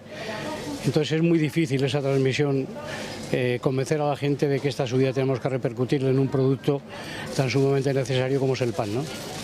¿Ha notado que los clientes se llevan ahora menos cantidad o que compran las barras de pan más baratas? Bueno, nosotros realmente tenemos un público aquí muy fidelizado, pero estamos haciendo un esfuerzo que no sé cuánto tiempo vamos a poder soportar. Ya te digo que nosotros hemos aplicado una subida mínima, porque si aplicáramos en este momento los costos, el pan tendría que valer en torno a un 40% más. Y ya por último, la factura de la luz justamente de aquí de su panadería, ¿cuánto se ha visto aumentada en estos últimos meses? Pues mira, nosotros concretamente la última factura que tenemos, que es la del mes de septiembre del año pasado, hemos pagado 2.500 euros contra 8.100 este año. Más de 3 veces más. Una barbaridad. Una barbaridad insoportable. Pues muchísimas gracias por atendernos y el caso de esta panadería es también compartido por otras más, y es que los panaderos ya no pueden más porque no pueden hacer frente a los elevados costes tanto de las materias primas pero también como las de la energía. En fin, lo estamos viendo, como muchos pequeños comercios no aguantan mucho más esta situación y les cuesta pues hacer frente no solo a los costes de producción, que ya es algo que venían denunciando desde hace muchos meses, sino poder llegar a final de mes a poder pagar sus facturas. Con el tema de los alimentos también hay una noticia que está saltando estos últimos días, que las empresas están notando cómo muchos ciudadanos están haciendo acopio de alimentos de cara a Navidad. Hemos salido a la calle a comprobarlo. Todavía no, pero lo haremos pronto. Muy pronto. Todavía no, pero quedará poco, efectivamente, para no dejarlo para el final. Compro lo que puedo gastar, no porque sea tradición. No sería mal el que se lo puede permitir a comprar cosas ahora y no esperar el último momento, porque semanalmente parece que están subiendo todos los precios. No, todavía no, por supuesto. Me parece pronto. No estoy pensando todavía en la Navidad, pero sí sería bueno ya empezar a ver por los precios que van subiendo. De momento no he ido a la compra, pero me lo ha recordado para pensarlo. Un poco. Pues turrón y cosas de esas, dulces más que nada. Me parece como muy lógico porque realmente los precios son exageradamente caros y se supone que para la Navidad serán aún más caros, con lo cual me parece como muy lógico. Yo si tuviese que comprar algo que merezca la pena, lo compraría también ahora, aunque tuviese que meterlo en el congelador. Bueno, puede estar bien, si se van a encarecer los precios, pues puede estar bien, pero yo lo dejo para cerca de diciembre. Yo es por comodidad, ya no es porque suban los precios, por comodidad de tenerlo. Los precios siguen por las nubes, ya hemos visto lo que sucede con el pan. Hace apenas unas semanas hablábamos con Roberto, con ese ganadero de Lugo, que veía que en apenas unos meses de seguir así, pues que no iba a poder salir leche de su explotación de cara a los supermercados. El campo está muy enfadado y hasta allí se traslada este fin de semana el equipo de España a pie. Yo pongo los medios para que mis animales no se salgan de mis fincas, pero el que tiene que poner los medios para que no entre el lobo en la propiedad privada es la administración o aquellos que los defienden. La intransigencia de unas leyes, llamémoslas como queremos, ecofanáticas, van a provocar la desaparición de la ganadería y luego nos vamos a encontrar con un problema de una población de lobos excesiva que no van a tener con qué alimentarse cuando los ganaderos abandonen los territorios. Este domingo a las 10, Patricia. Así es, Alba. Precisamente ahora que oíamos toda la cuestión de los incrementos del precio de los alimentos, pues esta semana cuando nos hemos ido a grabar el equipo del Toro TV a Cantabria este reportaje, nos lo trasladaban los ganaderos. Además de todo el problema, porque hace justo un año que entró en vigor la protección del lobo ibérico, ¿no?, como una especie protegida, y ahora hay una superpoblación y la están sufriendo. Además de ello, nos cuentan cómo los costes, tanto de los piensos, del gasoil, les están asfixiando. Y tuvimos la oportunidad de hablar con un ganadero, Coira, de la localidad cántabra de Barrio, que nos atendió muy amablemente, que estamos viendo en pantalla, y nos contaba pues toda esta problemática. Además, cada vez que, por ejemplo, el lobo le mata un animal, pues cómo la ayuda a veces llega de entre 6 meses a un año, con lo cual tiene que él adelantar su dinero. También, aparte de con este ganadero, tuvimos la ocasión de darnos cita con el representante, el portavoz de Vox en el Parlamento cántabro, con Cristóbal Palacio, y nos contó bueno, pues que aunque no tiene un gran peso sobre el sector, la ganadería en Cantabria sí que lo tiene a nivel nacional. Al fin y al cabo, el que a nuestros ganaderos y a nuestros agricultores les vaya mal y no puedan continuar significa un incremento directo, ¿no?, en el coste de lo que nos llega a nuestros platos y al menos desde este partido político bueno, pues guardan un gran compromiso con el mundo rural, que en el caso del PRC, del Partido Regionalista Cántabro, parece que se ha ido olvidando paulatinamente de este campo, dando prioridad a lo que nos comentaba, esas leyes ecofanáticas que están acabando con el campo, y que es una pena porque tenemos un producto de primerísima calidad. Toda esta ganadería extensiva que pudimos ver en primera persona está en las mejores condiciones, quizás incluso si nos comparamos con el entorno europeo, tenemos los mejores cultivos, los animales que son de la mejor forma tratados, precisamente, Alba, por esta ley de bienestar animal que se ha aprobado recientemente, que no hacía falta porque ataca directamente al sector cinegético en España. Y bueno, invitamos a todos nuestros espectadores a que este domingo a las 10 de la noche se conecten en directo al Toro TV para que puedan ver este reportaje.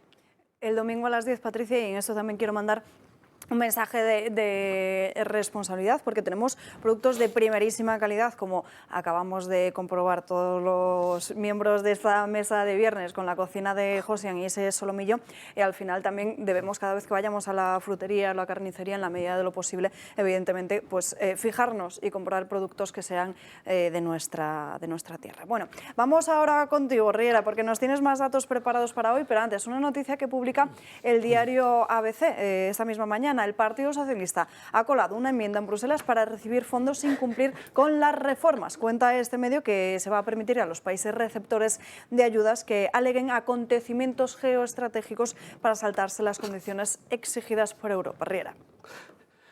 Bueno, vamos a lo que hemos encontrado hoy, porque... Vamos con esos datos que nos tienes preparados. Vamos a ver, es decir, el día 30 de este mes el Gobierno mandó a Bruselas los últimos datos económicos de su previsión de cierre. En esos datos, es decir, hay cosas que las vamos a ver ahora que no cuadran en absoluto. Tenemos a 31 de agosto tenemos un déficit de 25.670 millones de euros que ha dicho la IGAE y que está en los diferentes documentos, es decir, que son públicos y que se pueden buscar y que se pueden encontrar en la Intervención General de la Administración del Estado. El Gobierno va y manda 64.773 millones de euros como déficit definitivo a día 31 de diciembre. Es decir, tenemos en 8 meses hemos generado 25.000 millones de déficit y en 4 meses vamos a generar 39.000 millones, casi 40.000 millones.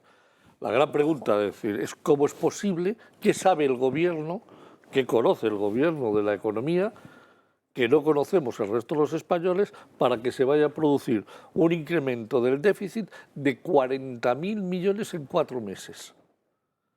Aquí podemos preguntar lo que queramos, pero si en 8 meses se ha producido 25, dice el IGAE, y el Gobierno le dice a Bruselas que vamos a llegar a 65.000 millones, ¿qué sabe el Gobierno de la economía? ¿Qué datos tiene para prever que se va a incrementar en 4 meses a razón de 10.000, cuando antes se estaba incrementando a una media de 3.000 millones al mes? Es decir, 3 por 8 son 24, son 3.300 millones de euros al mes, nos dan los 25.000 millones, y para llegar a 64 hay que en estos momentos producir 9.500, casi 9.600 millones de euros de déficit al mes, en 4 meses. O sea, esto solo se puede producir si hay una debacle económica y está esperando que octubre, noviembre y diciembre, es decir, la economía se pegue el gran bofetón. Yo datos no tengo de lo que va a pasar en octubre, noviembre y diciembre. No parece que vaya a ser bueno. 2. Siguiente dato. El día 31 de agosto el Banco de España publica que tenemos una deuda de 1.491.000 millones de euros. Y el Gobierno, sabiendo que que tenemos un déficit de 25.000 millones con 1.491.000, le dice a Europa, a Bruselas, que la deuda va a ser de 1.506.000 millones. Oiga, señores, vamos a ver. sumar y restar es muy sencillo. Es decir, si yo a 1 billón, si voy a incrementar mi déficit en 40.000 millones de euros, lo lógico es que incremente mi deuda en 40.000 millones de euros y no en 15.000, que es lo que está diciendo que se va a incrementar en estos momentos. Es decir, yo creo que el gobierno en diciembre va a dejar de pagar lo que sea, es decir, no paga, retiene pagos a todos los proveedores, a todos los posibles suministradores para no tener que endeudarse, o en lugar de llegar a 1.506.000.000, vamos a llegar a 1.530.000.000, que es mucho más probable. Y tercero, me sorprende enormemente que siga dando 1.306.000.000.000 de euros como PIB a precios corrientes cuando sabe que no los va a alcanzar. O sea, ese 1.306.000 a precios corrientes se supone un incremento del 4,4 a precios constantes. Es decir, hoy se ha publicado el dato, es decir, estamos ya en acumulado solo a un 3,8%, y el último trimestre del año pasado fue el récord de crecimiento en todo el año 2021, porque fue el mejor trimestre del año. Cuando quitemos ese trimestre y metamos el nuevo trimestre para sumar el año completo, es decir, no vamos a crecer un 4,4 porque ya sabemos que hoy estamos a un 3,8.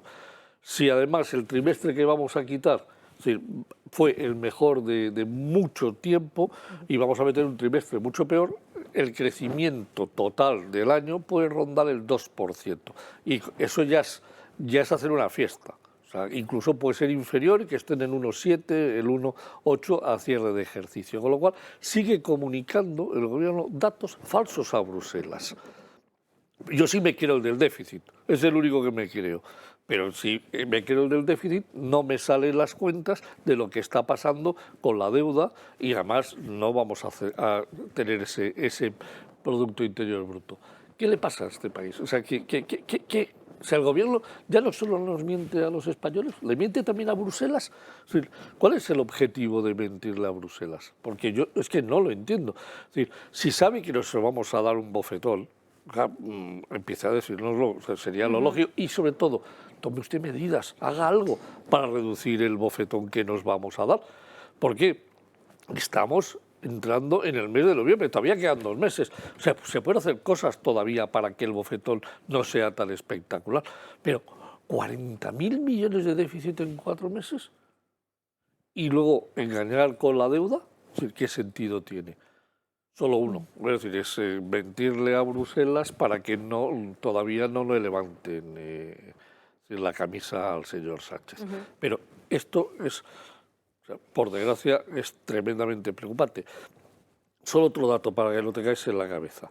Si sumamos los 31.000 millones de déficit que produjo en el 2018, los 38.000 millones de déficit que produjo en el 2019, los 114.000 millones que produjo en el 2020, los 83.000 millones que produjo en el 2021 y los 64 que va a producir este año, Sánchez acumula 330.000 millones de euros, 330.000 millones de euros de déficit en 5 años.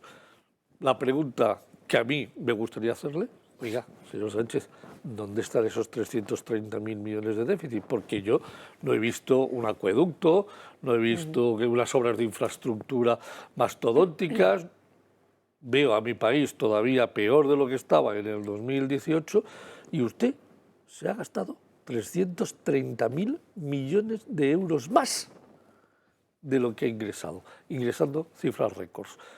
Yo aquí lo dejo para que me preguntéis lo que queráis o para que los espectadores piensen la que tenemos encima. Yo tengo muchísimas dudas de todo lo que has dicho. La primera de todas ellas, se ha roto la regla del gasto fiscal desde que salimos de la pandemia, porque Bruselas de repente ha decidido que podemos endeudarnos, aunque nos hizo cambiar la Constitución para que no sucediera esa circunstancia. Puedo entender que se haya creado todo ese déficit público desde que se rompió esa regla, pero ¿y todos los ejercicios anteriores? ¿Qué tipo de responsabilidad se puede exigir patrimonial al gobierno en la gestión de las cuentas públicas? Y la segunda pregunta, he oído hablar que has dicho de una suspensión de pagos a proveedores a final de año. No, Se me pone la piel de gallina. ¿Eso es posible? Es decir, ¿se puede llegar a esa circunstancia? Vamos a ver. La única forma que tú tienes de pasar de 1.491.000.000 a 1.506.000.000, que son solo 15.000 millones, y sabiendo que vas a dar un déficit de 39.000, es intentar parar pagos por 20.000. ¿Y no puede ser que sea lo del IVA? Los mayores ingresos por IVA o por la inflación, perdón, IVA no, la inflación que haga que recalculen eso. No, vamos a ver. Vamos a ver, todo el efecto de la inflación es positivo para reducir el déficit, positivo. Pero es que llevas 25.000 millones y ahora vas a pasar a 65. Es decir, tú estás previendo que vas a ingresar mucho menos por IRPF y vas a ingresar... Que vas a gastar mucho más. Bueno, que vas a ingresar o menos o que vas a gastar mucho más. Pero a la hora de ver el déficit te saldría, si sabes además que vas a ingresar mucho más, que no está contemplado porque la inflación va a seguir subiendo, y tengo un remanente de 30.000 euros más, 30.000 millones, que son lo que me restará eso. No, vamos a ver. O sea, tú ¿cómo se contabiliza? Es decir, la IGAE lo que hace es, ¿usted qué me dice que se ha gastado? ¿Usted qué me dice que ha ingresado? Es decir, todos los meses recibe la información de todos los ministerios, de todas las comunidades autónomas, de todas las diputaciones, de todos los ayuntamientos, de la Seguridad Social, y hace el cálculo.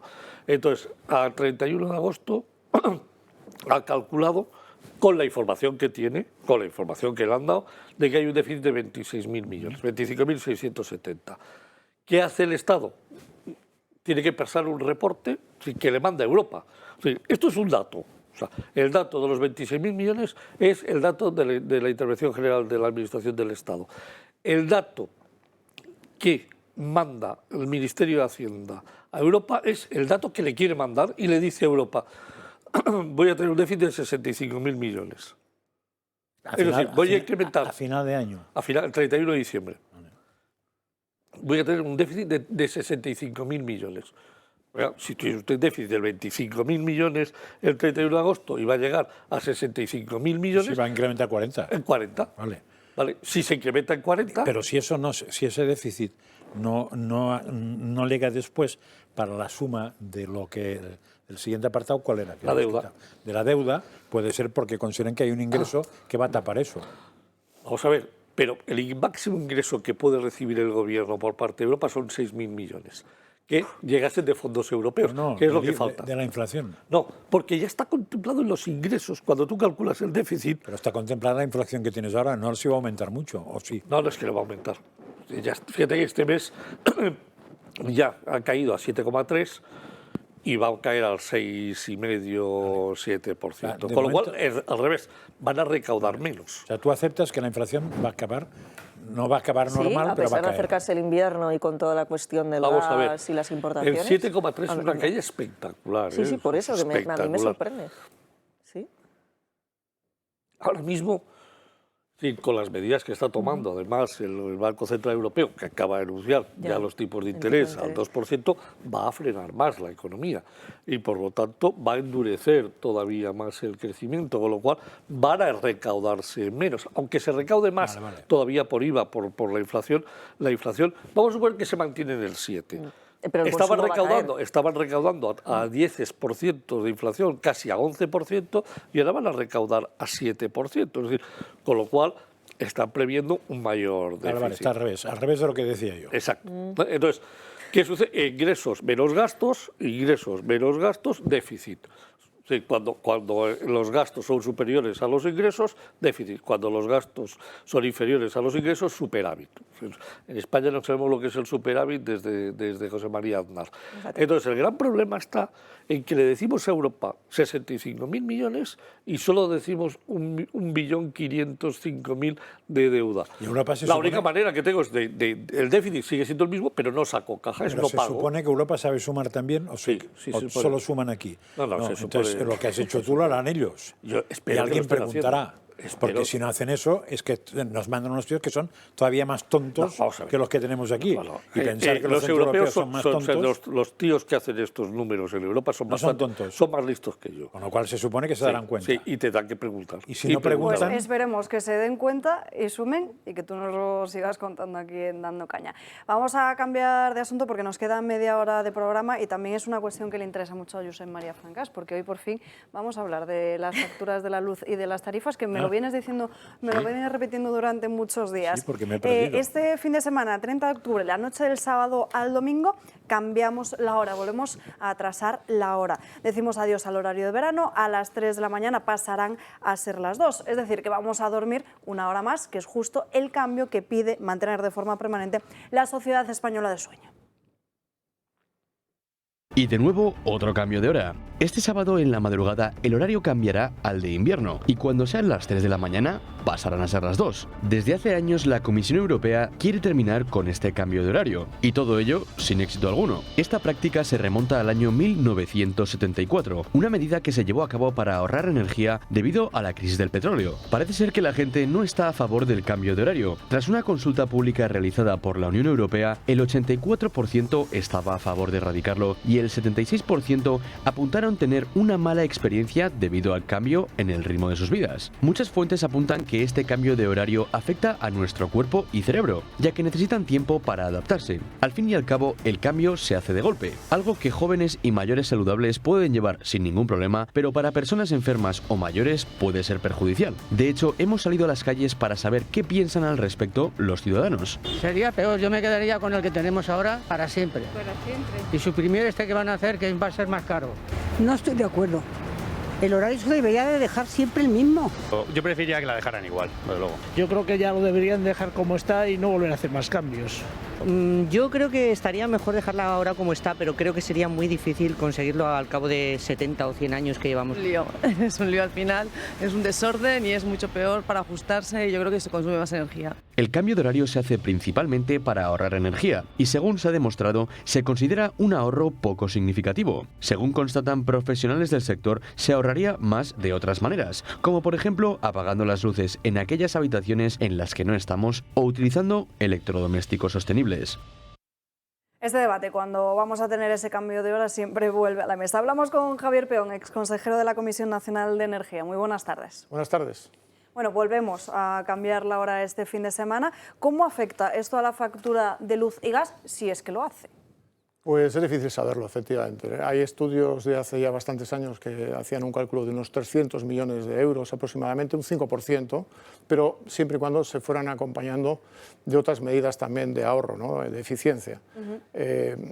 Realmente con el nuevo sistema de peajes y tarifas horarias que se ha venido aplicando en los últimos años y con todo lo que es la nueva normativa también que permite instalar equipos, realmente es matar moscas a cañonazos. Hay otras maneras mucho más eficientes de conseguir ahorros que un mero cambio de hora.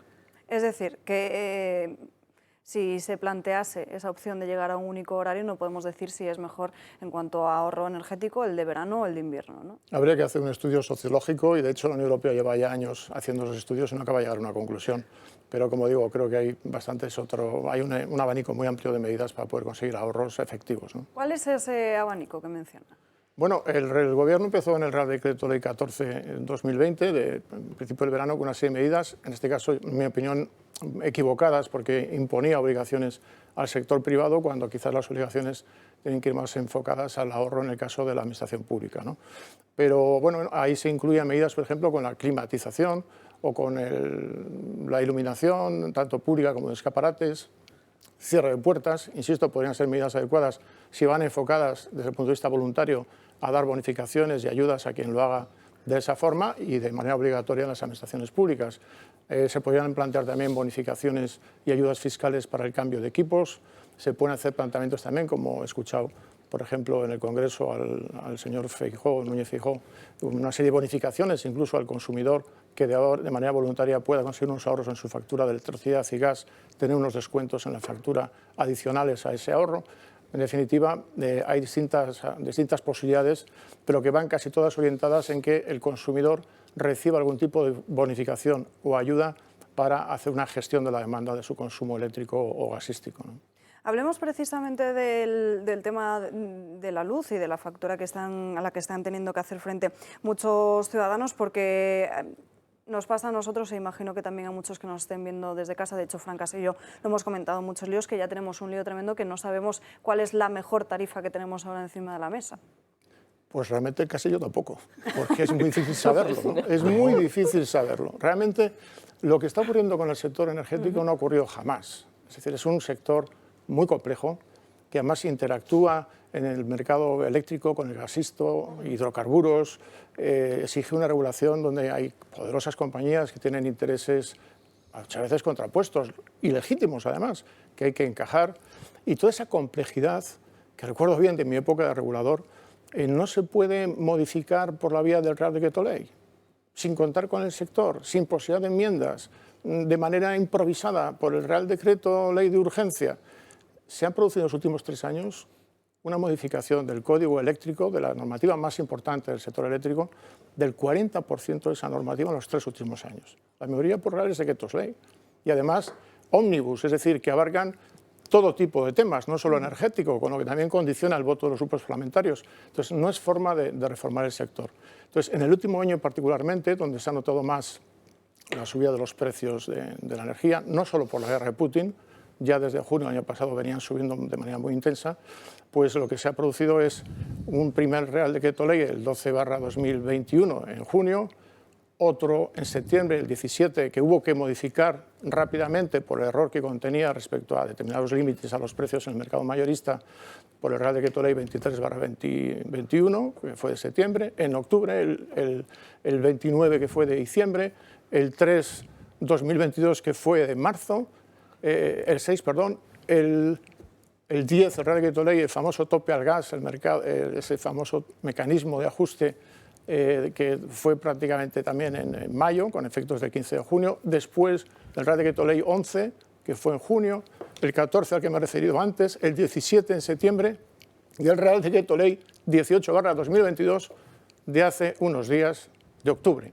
Bueno, pues se da el caso, por ejemplo, de que el Real Decreto Ley 18/2022 modifica el proyecto de ley de presupuestos generales del Estado que ha entrado en la Cámara hace escasos días e introduce partidas nuevas. Es decir, la improvisación es constante, la intervención es permanente y la manera de poder hacer una previsión racional de cuál es la tarifa que más me interesa, pues realmente es una tarea titánica y es casi más de oráculo de Delfos, más que de un análisis racional de lo que está ocurriendo, ¿no? Fran Casas le va a lanzar muchas dudas ahora. Sí, bueno, hombre, ha empezado de manera difícil porque dices que no... A ver, yo en el gas tengo claro, y ya me dirás si me equivoco, que entre la tarifa regulada, que se llama tarifa de último recurso, y la libre, la TUR, sí. Hay una diferencia sustancial, de manera que al que pueda acogerse a la TUR, que lo haga, porque le saldrá mucho más barato, correcto, a pesar sí, del incremento que hay permanente cada 3 meses o lo que sea. En el gas, efectivamente, en el gas la tarifa TUR, que está limitada en cuanto al incremento del coste del gas, ahí sí hay más claridad en cuanto a eso. Es lo recomendable. 0,06. Es lo recomendable. Incluso con la última modificación del Real Decreto Ley que me refería antes, el 18, el último, establece también una tarifa especial para las comunidades de propietarios, para las famosas calderas comunitarias, que era otra laguna que habían dejado los decretos anteriores. Lo han corregido hace unos días. Bueno, eso es lo correcto. Lo que ocurre es que eso al final acaban de decir que va a presupuestos generales del Estado, 3.000 millones de euros, junto con el incremento de las retribuciones a los empleados públicos. Sin embargo, en el caso de los eléctricos, eso no es así. No se está produciendo esa limitación. De hecho, la rebaja del IVA solo afecta a consumidores pequeños hasta 10 kilowatts de potencia. En definitiva, en el caso del gas, sí hay una claridad en que esa puede ser la factura más interesante. De hecho, ahí está habiendo un gran trasvase de consumidores a ese tipo de contrato. Están colapsadas las compañías. Y va a generar, obviamente, el correspondiente cargo en los presupuestos, déficit, como no va a ocurrir con el eléctrico. Y bueno, en ese sentido puede ser una vía que debería seguirse también en el sector eléctrico, pero no se está haciendo. Exacto. Entonces, en el sector eléctrico es donde tengo problemas. Sí, mucho más. Porque en su momento hay quien me dijo, pues mira, compensa el regulado siempre y cuando en el libre estés a partir de esta cifra. No me acuerdo qué cifra era, si era 0,16, 0,20 y algo, no, el kilovatio hora. Depende del día. No me acuerdo. Depende del día. Sí, y pero de la más o hora. menos, claro, tú no puedes cambiar cada día de mercado. Yo no puedo el lunes, eso es como... El sexo puedo cambiar, pero el mercado no. O sea, los lunes no puedo decir que libre, martes regulado, porque me mandan a freír espárragos. Entonces, ahora mismo, ¿qué compensa? ¿Mercado libre o regulado en la luz? Esa es la pregunta. Es que eso es para hacer... Es que es muy difícil. Es muy difícil porque hay que ver el perfil de consumo de cada consumidor para ver qué le puede interesar más. Y desde luego tiene que verse las ofertas de cada compañía, porque frente al mercado regulado, la tarifa de último, en el caso eléctrico, la tarifa de último recurso lleva el nombre de precio voluntario del pequeño consumidor, PVPC. En España tenemos una singularidad, y es que ese precio voluntario del pequeño consumidor, que es un precio regulado, estaba indexado al mercado mayorista, porque se supone que era mejor porque fijaba precios más bajos. Pero eso en el 2021, a partir del 2021, ha ocurrido exactamente lo contrario. Se ha pasado 1 millón de consumidores, de esos consumidores de PVPC han pasado del mercado regulado al mercado libre. ¿Pero qué ocurre? Que el Real Decreto Ley 10/2022 de mayo, que empieza el 15 de junio, el famoso mecanismo de tope al gas, que realmente es una subvención al gas, pues lo que hace es topar ese precio, bajar ese precio. El Gobierno habla de hasta un 14% respecto a un escenario de no haber hecho nada, y el cargo de compensación de gas lo pagan todos, también los del mercado libre. Sí. ¿El regulado también? También. Cuando renueva el contrato el del mercado libre, tiene que pagar el cargo de compensación. Entonces, en esa ecuación, igual interesa volver al mercado regulado para el que puede hacerlo. Es muy difícil tomar decisiones racionales en este momento. Puede hacerlo cualquiera. Dentro del margen de los kilovatios que gastas. Tiene que tener un tope, hasta un tope. Entonces es muy difícil y por eso depende mucho del perfil de consumo y de las ofertas del mercado libre, porque cada empresa es libremente... Porque en teoría el mercado libre, las compañías te lo ofertan por un año. Lo pueden hacer más, lo podrían hacer más, y aunque sería bueno hacer cambios regulatorios en ese sentido. O sea, hay diferentes fórmulas, pero que exigirían ciertos cambios regulatorios. Pero más o menos la media te lo hacen por un año y en teoría ese año no cambian nada. Eso ha sido lo habitual, es una tarifa plana. Si pactas X, pactas X. Y entonces, claro, el mercado libre, que es donde está la mayoría de gente, no tiene nada que ver lo que estuvimos diciendo aquí, tantas televisiones, de hoy es más barato a las 2 que a las 4, porque es igual. El mercado libre paga lo mismo a las 2 del mediodía, a las 3 de la tarde, a las 7 del día. Sí. Eso solo es para el regulado, con lo cual es absurdo. Es más, en el regulado tampoco parece, porque en el regulado tú aceptas 3 tipos de tarifas que no tienen nada que ver con las que te dicen eso, sino que tiene que ver con que tú cojas una tarifa más barata, es bajo, medio y alto, no sé cómo. Sí. O sea, es todo mentira, todo lo que nos han contado es mentira. No, en el caso del regulado sí que es cierto que el periodo horario influye. Lo que ocurre es que... Pero no lo que pagas tú, porque si tú contratas el regulado de manera que sea de mañanas de mediodía... En el término de energía se influye, esos son los peajes. Hay varios conceptos en la factura, aparte de la carga impositiva y los cargos regulatorios de hace años, el famoso déficit de tarifa que dejó el señor Zapatero, casi 30.000 millones de euros que pagamos todos los consumidores, unos 2.300 millones de euros todos los años de ese déficit. Aparte de esa carga regulatoria anterior y los impuestos, hay 2 grandes conceptos. Los peajes, por entendernos, son costes regulados que tienen que ver con el transporte y la distribución de la energía, el pago del regulador, etcétera, y el término de energía. Entonces, el término de energía sí influye a qué horas consumes y a qué coste está la energía en esa hora, en el término de energía. Lo que ocurre es que, así como se nos decía, antes de que se produjera el cambio de los peajes en junio del año pasado, se nos decía que ese cambio de peajes iba a favorecer la gestión de la demanda por parte del consumidor para que pudiera poner la lavadora, no sé si recordarán, en la madrugada. A la noche, porque eran las horas de mediodía. Ahora es al revés. Ahora con el mecanismo de ajuste, como el mecanismo de ajuste aplica sobre todo cuando hay que emplear el gas, el ciclo combinado de gas para generar energía, como en la noche normalmente no hay fotovoltaica, hace falta más gas y entonces se incrementa con un cargo que hace que esa hora sea más cara. Por eso te en definitiva, es muy difícil tomar decisiones racionales con las intervenciones, yo creo que con mucha improvisación. O sea, lo que estás recomendando es que la gente, cuando le venza el contrato de la luz, negocie un precio que le parezca asimilable para su bolsillo, para un año, y no se complica la vida. Y en cambio en el gas, que se vaya a la Tour corriendo si le aceptan. Porque parece que están colapsados los teléfonos y ahora mismo intentas pasar de la Tour y te dicen que por ahí te he visto... En el caso del gas, yo sin duda a mi madre le recomiendo la Tour. Y es 4 veces más barato, más o menos. En el caso de la electricidad, sinceramente, yo intentaría... negociar con la compañía. Eso es como en la bolsa, en función del perfil del inversor. El que tenga aversión al riesgo, que negocie un buen contrato de tarifa plana en el tiempo más largo posible, Probablemente el mercado mayorista irá subiendo y bajando y encontrará que a veces está pagando más o menos de lo que hubiera sido al mercado, pero va a tener la tranquilidad de saber lo que va a pagar en los próximos meses. Y en el caso mayorista va a ser una montaña rusa, ¿no? ¿Por ley puede haber permanencia o justo por ley no puede haber permanencia? No, puede haber permanencia, perfectamente. ¿Puede haber? Sí, sí. Los contratos de mercado libre se establecen por plazos mínimos de un año y puede haber permanencia. Y de hecho, lo ideal sería... En algunas compañías la tienen, pero, no. pero de hecho, incluso ahora se está hablando de la reforma del mercado, del precio del voluntario pequeño consumidor, porque es, como decía, es una excepción España en tener a esos consumidores pequeños domésticos en un mercado donde no hay que tener aversión al riesgo por esa montaña rusa que ahora ha estado en lo alto, pero ahora ya está empezando a estar en lo bajo, puede volver a subir en poco tiempo. Entonces, ¿cuál ha sido la fórmula que el Gobierno ha puesto en marcha? Está en trámite de reformar eso. Entrar en una cesta de mercados de futuro, de precios de la energía en el futuro, derivados. Pero eso no va a hacer probablemente que el precio sea menor, porque incluso en los mercados de futuros la posibilidad de especulación y con la masa de liquidez que tenemos monetaria que no saben en qué invertir, puede generar precios incluso por encima de lo que los propios parámetros fundamentales del mercado te está diciendo que va a ser. Entonces, ¿cuál es la solución? La solución sería buscar esos contratos bilaterales con determinadas tecnologías que pueden ser renovables, puede ser nuclear, por parte de los 4 dominantes, que puedan ofertar a un precio con bilaterales, a un precio tasado a largo plazo, 4 o 5 años, y ese precio sí incorporarlo a esa cesta para el precio del voluntario del pequeño consumidor. Eso tendría mucho sentido, sí garantizaría una senda de un precio asequible a medio y largo plazo, al margen de la volatilidad del mercado marginalista, y no estaríamos sometidos también a la incertidumbre de los derivados y futuros, que también están sometidos a muchos vaivenes y puede dar muchos sustos. Eso es un futurible.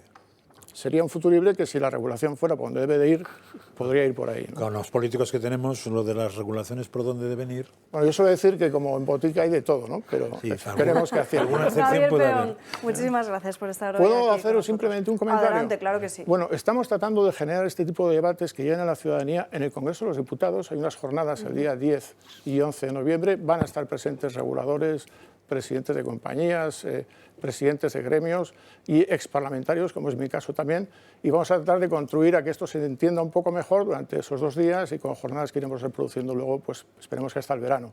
Se trata al final de contribuir a que la gente entienda de qué estamos hablando y que también los que tienen que tomar las decisiones pues las puedan tomar en el mejor sentido posible. Con alguna información real, ¿no? Sí, el jueves 10, el viernes 11 de noviembre, estaremos en el Congreso de los Diputados hablando de estos temas. Están invitados todos a poder participar. Gracias. Muchísimas gracias, don Javier. Animamos a todos nuestros espectadores a que acudan a esas jornadas del 10 y el 11 de noviembre a la Cámara Baja. Última pausa para la publicidad, un pequeño respiro y volvemos. Ya estamos de vuelta en Dando Caña, nos quedan apenas 6 minutos que vamos a aprovechar para hablar con Sandro Meco, del que esperamos que no se gire e intente saludar a alguien que no está como hace Joe Biden. Buenas tardes. Muy buenas tardes, Alba. Es una misión complicada, al menos para el presidente de los Estados Unidos, que debería estar centrado en algo que va a suceder en 11 días, las elecciones de medio mandato, en las que se decidirá la composición del Senado y el Congreso de los Estados Unidos. Pero ahora bien, los demócratas, que deberían estar centrados en esta carrera, parecen estar pensando más en 2024. Que será la fecha en la que se elija al nuevo presidente de los Estados Unidos. Si recuerdan, cuando Donald Trump perdió las elecciones, acusó a los demócratas de amañar las elecciones. Obviamente la respuesta de estos demócratas fue acusarle de estar criticando el sistema que debía ser intocable. Bien, pues esta semana Hillary Clinton, no sé si se acuerdan de ella, ha salido a dar un mensaje y atención porque es un mensaje también relacionado con estas elecciones. Hola, indivisibles. Estoy aquí para destacar algo que me mantiene sin dormir por las noches. Y sé que este grupo entiende realmente lo que estoy a punto de decir. Sé que todos estamos centrados en las elecciones de medio mandato de 2022 y son increíblemente importantes. Pero también tenemos que mirar hacia adelante, porque ¿sabéis qué? Nuestros oponentes lo están haciendo, desde luego. Los extremistas de la derecha ya tienen un plan para literalmente amañar las siguientes elecciones presidenciales. Y no lo están haciendo en secreto. La derecha controla al Tribunal Supremo, quizá dedicados a mandar y dar a los legisladores estatales. Sí, me habéis oído bien. a los legisladores estatales el poder para revocar unas elecciones presidenciales. Solo pensad, si eso ocurre, las elecciones presidenciales de 2024 podrían decidirse no por el voto popular o incluso por los designados colegios electorales, sino por los legisladores estatales, muchos de ellos controlados por los republicanos. Bueno, es una situación bastante sorprendente por varios motivos. A falta de 2 años, Clinton asegura de alguna forma que tiene claro que los republicanos van a amañar estas elecciones. Ahora bien, hay una expresión en inglés que se dice "don't sleep on it", que significa querer evitar. Si analizamos cada palabra, esta expresión significaría no dormirnos en ello, que es lo que los demócratas deberían hacer con estas elecciones de 2022. Bien, ¿por qué hemos dicho la expresión esta en concreto? Porque los demócratas parecen estar dormidos con respecto a unas elecciones que parece que tienen perdidas y además, de forma literal, el presidente de los Estados Unidos, en una de las entrevistas que ha dado esta semana, digamos que se ha rendido ante el cansancio. No he tomado esa decisión formalmente, pero es mi intención. Mi intención de presentarme de nuevo. Y tendremos tiempo para tomar esa decisión. ¿Le apoya la doctora Biden? Señor presidente, La doctora Biden cree que... Mi mujer cree que estamos haciendo algo muy importante. O sea que, por si los demócratas no fueran lo suficientemente mal, tenemos al presidente de los Estados Unidos durmiéndose en plena entrevista. Don't sleep. Sí. De todos modos, es alucinante que Hillary Clinton diga lo que ha dicho, porque ha venido a decir que el golpe, entre comillas, de Estado de los republicanos lo van a hacer a través del Tribunal Supremo. Que un político de Estados Unidos que pretendió ser presidente dude de la honradez judicial del Supremo. En fin, a mí me parece alucinante. Bueno, y hay una parte además que no hemos mostrado por cuestiones de tiempo y demás, pero es que el vídeo continuaba y decía que la única forma de evitarlo era donando a candidatos demócratas. O sea, primero sueltan la teoría y luego... No, esa parte la entiendo porque se trata de conseguir dinero, pero que dude del Supremo, de la honradez judicial del Supremo, esto yo creo que roza, no sé si es lo delictivo, pero se ha cargado Estados Unidos. Sin ninguna duda, pero es que tenemos que pensar, y esto es cierto, que Hillary Clinton políticamente está muerta. Ya, pues entonces que se calle, coño. Que estará mejor calladita, porque es que esta señora, además de ser la mujer de un presidente chupáptero, o al revés. No era él que era él, ¿no? Sandro, ¿te veremos esa otra parte que mencionas en 2 continentes? Correcto. ¿A qué hora? Correcto. A partir de las 9:27, toda la información sobre Estados Unidos y todo lo que ocurre a su alrededor en 2 continentes. Estaremos muy pendientes. Gracias, Sandro. Gracias a todos por acompañarnos en esta mañana de viernes aquí en Dando Caña. Nosotros nos despedimos hasta el lunes a las 12 con mucho más análisis, más debate y más diversión que a veces también hace falta. Para seguir informados, el Telegram de Julio Ariza el Toro, Rebelión en la Granja. Ahora abre los ojos y ya esta tarde la redacción abierta de Xavier Orcajo. Que tengan un buen fin de semana y acuérdense, hay que retrasar la manecilla del reloj. Hasta pronto.